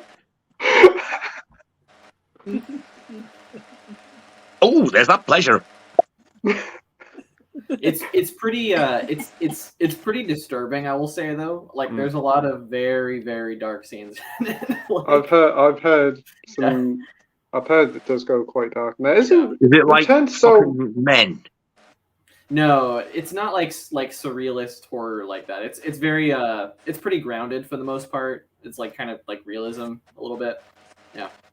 It doesn't glamorize it, obviously. I would imagine. No, it definitely doesn't. Which I like that aspect of it. But I don't know. I kind of thought it was a little too like. I didn't really feel like it was doing anything that new. Like, so a bit safe then. It was a little safe. I feel like maybe I'd feel differently if I revisited it, but it's at least worth checking out. I think Return to Seoul recently come out because I think I did see Josh pick it up today, and it got shown on a movie very recently, like a couple of weeks ago. Yeah, I'll have to look into watching that because I really want to see that. I've seen the trailer and it looks really good. Nice one. And finally, Scott, have you seen any of these movies? Haven't seen them, but I have heard of all of them. I think that with Top 10 Souls going to be pretty good for what I've heard. So I'd like to check that one out at some point. Nice, man. Nice. Well, awesome. Thank you, Josh, for the comment there, and I hope you enjoyed the Blu-rays, mate. Really appreciate it. We've got Harry A with the super chat. Hey, thanks, man. That's really, really appreciated, dude. Anyone good at a Christopher Walken impression? I think for $2 you can take this one, Mike. I would, but I think I've only ever seen one movie of this, and that's it. Wow. And what's the one you've seen? Yeah, what is it? Was it the one with the rockin'? Was it like Welcome to the Jungle, maybe? Yeah. Was he in that one? And Like that was You've never seen True Romance? No. Wow. You never seen Pulp Fiction? No. Oh wow. Wow. Dead Zone? Sleepy Hollow? No. Batman Returns? Yeah, he plays Max King of New York. Sorry. King of New York? Which one? King of New York?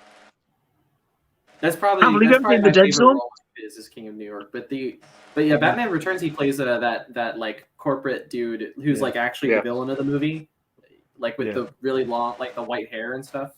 Yeah. It was a You long do kill? time ago. No. You do kill, yeah. True Romance is great, though. That's one of my favourite films of all time. That's so You would love that, Mike, if you watched True Romance. Yeah. That one's on my list along with Fatal Attraction. I want to watch those two. Oh. They are both amazing. So And unfortunately, Basic Instinct on as well, if you haven't seen it. That one's on my list as well. I haven't seen it. Catch Me If You Can, he was in that as well, weren't he? Christopher Walken? Yeah. I've seen that movie years ago. I got the Blu-ray. I just haven't revisited yet. So I would take this, but I haven't seen many of his movies to do an impression of him. So I can't. Otherwise, I would give it a go. He's not the easiest person, to be honest, Well, I'm sure to his try and son take got off. a great impression of Christopher Walken. Because he's got a really, really distinctive, soft-spoken voice. Yeah. He does, yeah. Your daddy gave me this watch, and I stored the watch in my ass for 5 years. So I don't know. See, even that's too loud. It's a really difficult one, believe it or not. Yeah. Man, well, thank you, Jackson, for the impression. Can anyone else do a Christopher Walken impression? No. I can't, unfortunately. Not even Scott, the king of impressions, can do impressions of Christopher Walken. So there you go. Well, thank you, Harry, though, for the super chat, and thank you, Jackson, for jumping in with that impression, man. Really appreciate it. Jason saying the Deer Hunter, is that Christopher Walken? He is, yes, he's in that. He's in that, yeah. Not seen it. I haven't seen it either. I nearly said that singer's name there, that Jimmy, you know, the singer, not the other one, the singer. We know which one, Nigel. Yeah. Not You me don't. telling you. Not the obvious. Cowbell. The one who's in the 60s band. Yeah. We've got Elliot saying favourite movie soundtrack. Ooh. He fucking is on. I can't be bothered. I can't be asked. Fair enough. Jackson, have you got a favourite movie soundtrack? Yeah, I mean, there's so many, so it's hard to say like one's definitively my favorite. But just because it's really fresh in my memory, I rewatched Prince of Darkness last night, and I think that's my favorite John Carpenter soundtrack, and he's my favorite composer, I think. So, yeah, that one's just amazing. Yeah, we're talking about Prince of Darkness earlier on in the stream as well. I think Norin had recently rewatched it as well. Oh, nice. Yeah, no, I actually rewatched it with I watched it on call with Josh, Leon, and some other people, Brady as well, who's been on my stream a couple times. But yeah, it was fun. Oh, awesome, man! I bet that was a good time watching the movie with a lot of people as well. Yeah, definitely. Scott, what would you say is your favourite movie soundtrack? Probably Coachfinger. I really love the music in that film. Obviously, most of it done by The Who, and yeah, just loads of other great 60s songs in there as well. If I'm going to go for favourite movie score, though, it'd probably be Day of the Dead. The Dead. Did you say Day of the Dead or Dawn of the Dead? Yeah, I love that one too. I love some of the I mean, I love the score, but I also love some of I think there's one or two like original songs on it Yeah. They're really good. I love that one called If Tomorrow Comes. It's kind of cheesy in 80s, but it's really got I don't know, there's something about it that really kind of gets me when I watch that movie. It's a really good song, that, to be fair. I like that one as well. Mm-hmm. Yeah, we're talking about Day of the Dead also earlier on in the stream as well. Yeah, I've definitely added it to my list to check out. Yeah. Great film. Yeah, it's my favorite of the George Romero zombie movies, actually. Yeah. Yeah, Norin was saying the same. Yeah, he loves that movie. Pete? That's a good question. A lot of the John Carpenter ones, stuff like The Fog and Halloween. Also was thinking like Dirty Harry, Enter the Dragon. I think they're both done by Lilo Schifrin, I think. Yeah. He does some really good soundtracks for movies. Yeah, the Enter the Dragon one was great. Enjoyed that. Andy? Yeah, there's a couple that stick out for me. Definitely Forrest Gump. Some amazing songs in it. And Batman Forever. That's a good one, too. Oh, that's a good one, yeah. Yeah. I'm still yet to see Batman Forever and Batman and Robin. I haven't seen those two yet. Oh, you need to see Batman and Robin. It's a masterpiece. What killed the dinosaurs? The Stone Age. Shit, the Ice Age. Yeah, Ice Age. That's it. Mr. Freeze. I'm excited to see that film for how bad it is as well. I really am interested in seeing it. Batman Forever is actually really good, though, to be fair. That's a fun film, that one. I've heard mixed things about that one, and Val Kilmer as well. Yeah. I haven't seen it in so long. I probably should have rewatched it before I did my Batman rank video so long ago, but yeah, that's due for a rewatch for me. Well, Jackson, you can always do a Batman re-ranking video, mate. If you I could do it. And Nigel will be right there with you on the ranking of the Batman movies, wouldn't you, Nigel? Oh, absolutely, yeah.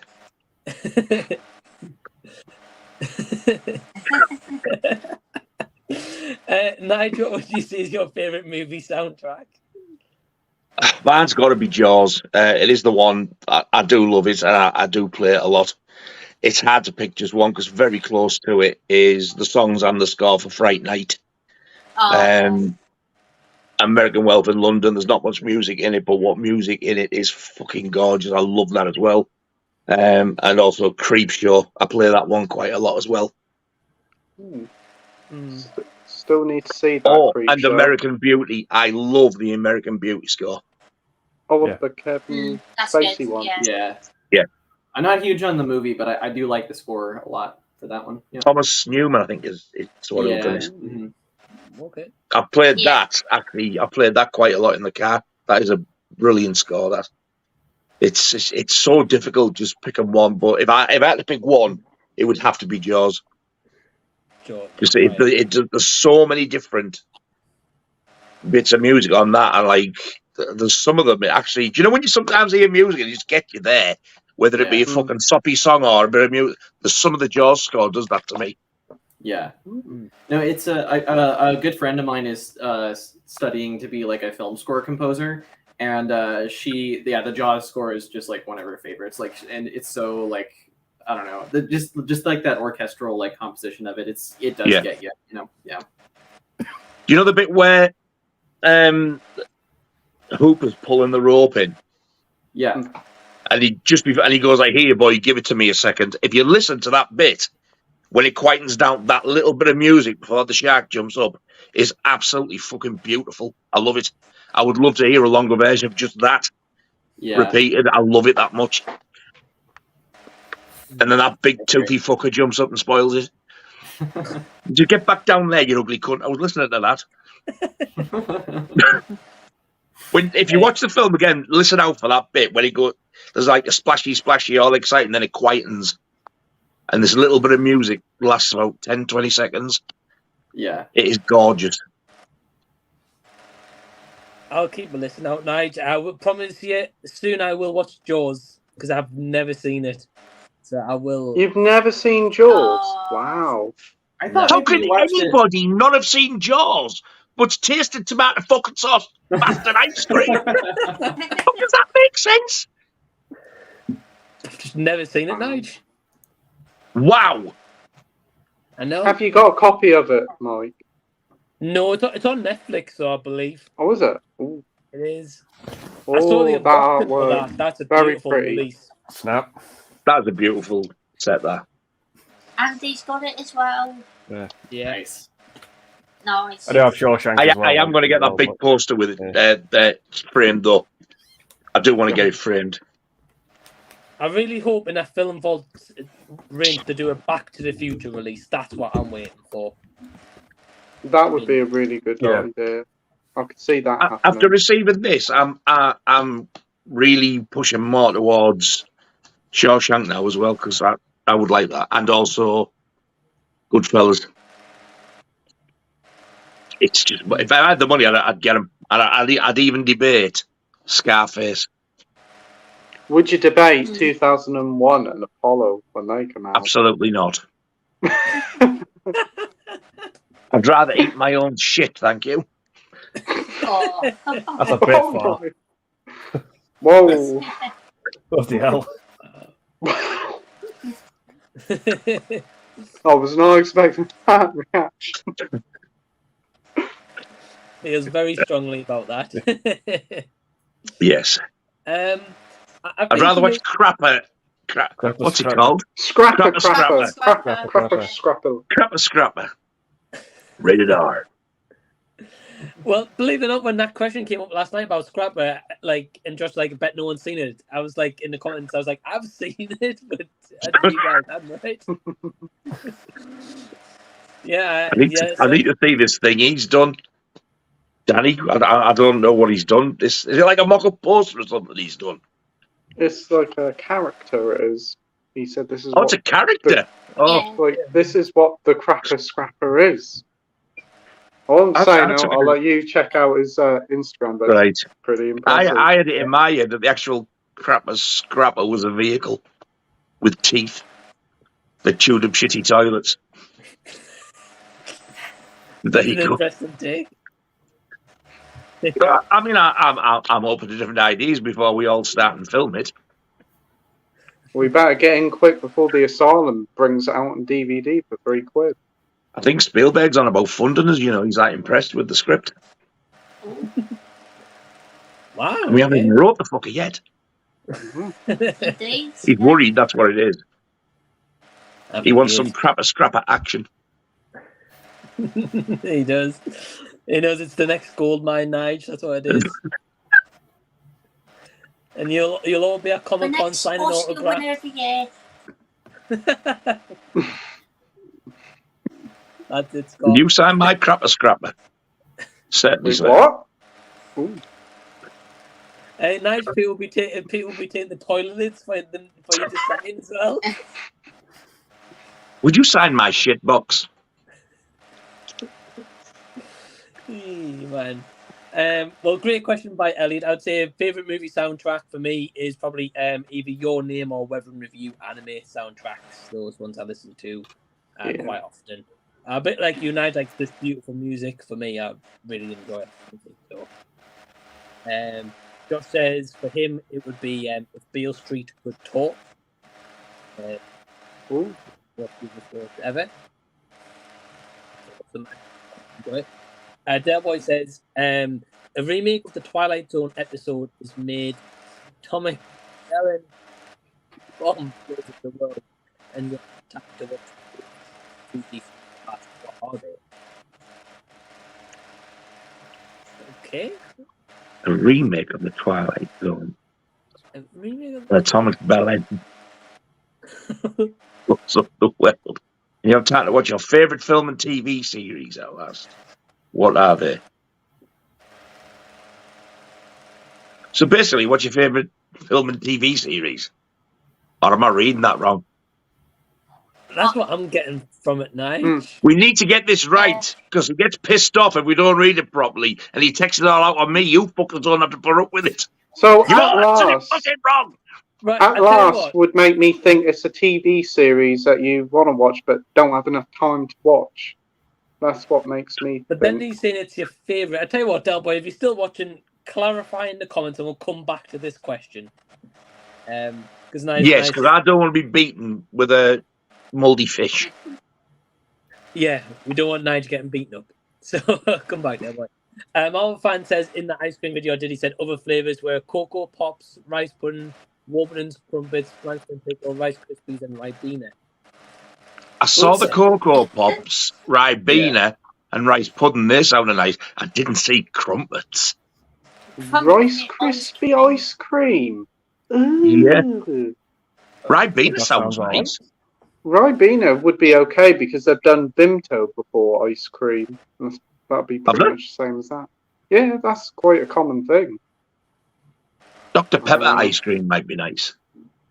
Do you guys ever have like green tea ice cream? Like I know that's common in like Japan and Korea and stuff, and sometimes they sell it here in like the US or UK as well. The only time I've noticed that, Jackson, is at Cineworld. They have like a Baskin and Robbins, and they do like something called Flavor of the Month. Yeah, Baskin Robbins does that. Yeah. There was a tea one there once. It was awful. I like it. It's good. I don't know. But tomato ketchup was all right. I've never heard of that. Green tea ice cream. It's green like tea ice cream. Yeah, it's like it's kind of like it has a green tea like kind of aftertaste to it, but it's mostly just like sweet. Like it's not like a flavor that's. I don't mind green tea and all the various different types of tea, but I don't want a Lapsang Souchon ice cream. What?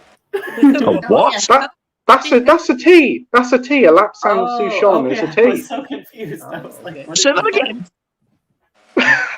Lapsang Souchon. Latsang. No.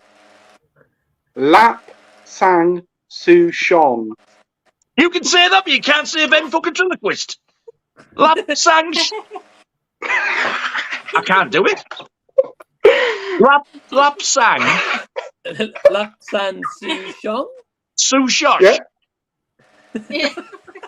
He does have a point. Fuck it, give me an Earl Grey. You're making it up. No, you can go get A cup of lapsang souchong, yes. But I can't do a ventriloquist twist. He sounds like he's going in Dolly Parton's tits. I can't say ventriloquist. I can't say ventriloquist. But I can say lapsang souchong. You've had some of that, I bet you. What? Lapsang souchong? Yeah. Yeah. While you've I've been had out it on your trips educating yourself. No, I've had it years ago. Really nice tea. Never heard of it. You've never heard I of it? haven't Wow. No. Wow. No, I've never heard of it, Pete. I mean, He's laughing because he's made it up. Yeah, I think he has. Yeah, he's made this one up, definitely. No, it's real. You can search up on Google. It's true. He's probably getting us all to say fucking lick my bell end in Chinese or something. We're all saying some extreme fucking insult and stuff, and he's going, no, it's a tea. Honest gov. Lap dance, souchong. I have one of them. I hope I remember this when we finish it. I'm going to have a look. They can watch the replay night if you need to, mate. 3 hours, 20 minutes. Josh says, I still would watch films without YouTube. My taste isn't exactly accepted or known in certain spaces. So I still watch them no matter what, but YouTube connection's a bonus. Yeah, I definitely still watch films and really enjoy them. I just don't know if I would watch as many as I do with the channel. But yeah. That's fair. And Harry's adding The Walking Dead early said if it focused more on Walking Dead and kept zombie flexible, it would have been better. Yeah. Marvel fan says I binge watched the first season of Walking Dead back in 2018-19, and to be honest, it was a struggle to get through. I'm glad it's the other seasons. I didn't get past the first episode. Episode 1 I tried. It's funny because I think looking back on it, I think the first episode is like one of the best ones. Like, wow, definitely the first episode is one of the best. Yeah, very well season shot. 1, episode 1. Yeah, like it's really. I think I still quite like the first episode. I think it's really effective. Like the way that they kind of show his realization of what's going on, because he was like in a coma. That's like the setup for the show. Our niece, she's really into it. I don't know if she still is now, but she was when it was on. And she said she stopped here one night. She went to me, "Can we watch Walking Dead?" I went, "Go on then." I think she must have been about 13 or 14 at the time. Right. So I'm sat watch it with me. I went, you'll like it, honest, you will. I was like, and the bit I remember seeing it was with a baseball bat, where people I think is he knelt down or something. It's in the dark in like the middle of the woods, and he just absolutely batters the living shit out of him. Oh, that's not season 1, episode 1 though. No, I know. But she used to watch it. She watched it. I was like, I've only seen the first. I'm not interested. So I think I was on my phone while she was watching. She went, "Watch this." Oh, that's quite late, isn't it? I think that's the only other bit apart from the first episode that I've seen, and it still didn't change my mind. Yeah, that's a pretty brutal episode. But it was brutal. I got a lot of fans to leave the show. The effects on that are really cool. But right. Yeah, you were saying before, Jax, about the makeup and the effects and stuff. Yeah, that's one of the best showcases of it is when a certain character's eye pops out. God. Yeah. That was awful. Yeah. I agree. Give me Dawn of the Dead and it's bluey green monsters any day. Absolutely. Yeah, I agree. Yeah. Or any day. Like Day of the Dead, I think has better effects than The Walking Dead, and it's like 20, 30 years earlier. So. Yeah. We've got Gary North saying good evening, everyone. Hey, Gary. Good evening, Gary. Good evening, Gav. I think this is a comment for Pete. I don't even know where the heck what the fuck? Yeah, what? It's a black tea consisting of chamomile, leaves that may be smoke dried over pine wood fire. Yeah. It's true, isn't it? Lapsang Souchong Lapsang. It's just called Lapsang Souchong. What's the fucking Lapsang the whole... at the end of that? I think it's because he's copied it from Wikipedia. It's probably come up other different pronunciations of it. Okay. I'll just say Lapsang Souchong later on. Yeah. Black tea consisting of camellia. Is that supposed to be chamomile? Chamomile? No. No, I don't Chamomile? think so. Oh, fuck it. It's just camellia. It is camellia. Yeah. Sinensis or sinensis leaves. They may be smoke dried over a pine wood fire. Now that sounds nice. You can't have no milk. Yes, sounds interesting.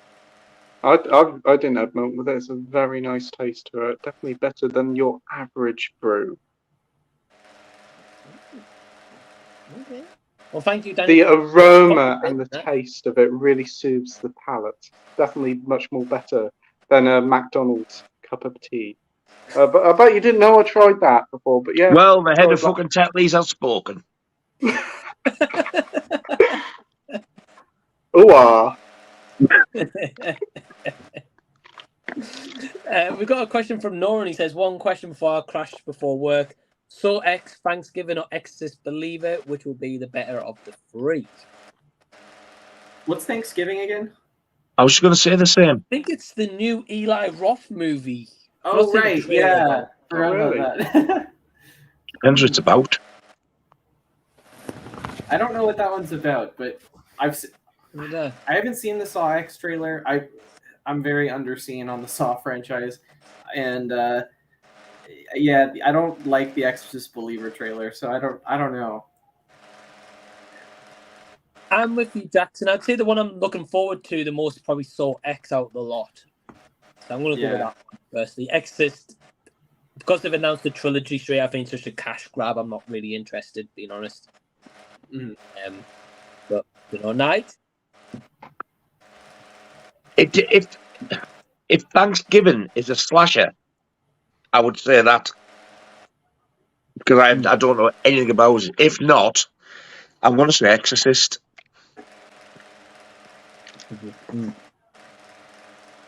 Yeah. Okay. Andy?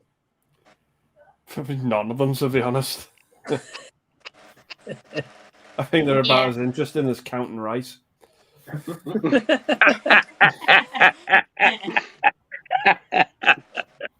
There is that. Yeah. I didn't know that was an option. I would have said yeah. Well, speaking of this question very quickly before coming to Pete and Scott as well, Sins and chat in. Looking forward to Thanksgiving. I've got my ticket for Exorcist Believer, but I hope for it. Haven't seen a Saw movie since the first one. What's DGG? David Gordon Green, the guy who did that. Yeah, Halloween. He did the Halloween ones, and he's doing The Exorcists. I'm very curious what he's gonna do with The Exorcist. Just because, like, I really enjoyed the first David Gordon Green Halloween movie, and then I quite like Halloween Ends as well. I didn't like Kills. I do. But, yeah. Oh wow. But yeah, I don't know. I'm curious what he's gonna do. I mean, I don't. Again, the trailer I don't think looks very good, but we'll see. Is he going to do where it's like a direct sequel to the original and ignore everything else? I think so. Like in the vein of that first Halloween I think movie. so. Yeah. Well, I think it's criminal that he's ignoring The Exorcist 2, The Heretic. Best of the trilogy, that one. Yeah, he should do the sequel to that. Yeah. More locusts for me. I'm actually legitimately disappointed that they're skipping Exorcist 3, but I mean, Exorcist 3 at least can be like a standalone. But I don't know. I there are days where I think that's better than The Exorcist. Like, I really like Exorcist 3. I've heard like interesting things about the second and third one. I just haven't seen them. I want to watch them before that new one though. Yeah, but the second one is not interesting for the same reasons as the third one. Yeah. Mike, please watch Exorcist 2. I'm dying to know what you're thinking. I've said the same to Pete. Was it you? I said it to Pete the other night. Yeah, I haven't seen the second one. I'd even do a watch along with you if it make you watch it. You've got it, Nige. You've got it. A watch party. For that, yeah. It would be just. It'd be worth doing just to watch your faces. Nige, I'll arrange it because, like you guys, I've got the first one on pre-order, and I think it's coming like next week or so. I think, if I'm not mistaken, or week after, worst case. I want to rewatch that one and watch the other two. So when I get to that second one, we'll do a watch by. Cool. Yeah.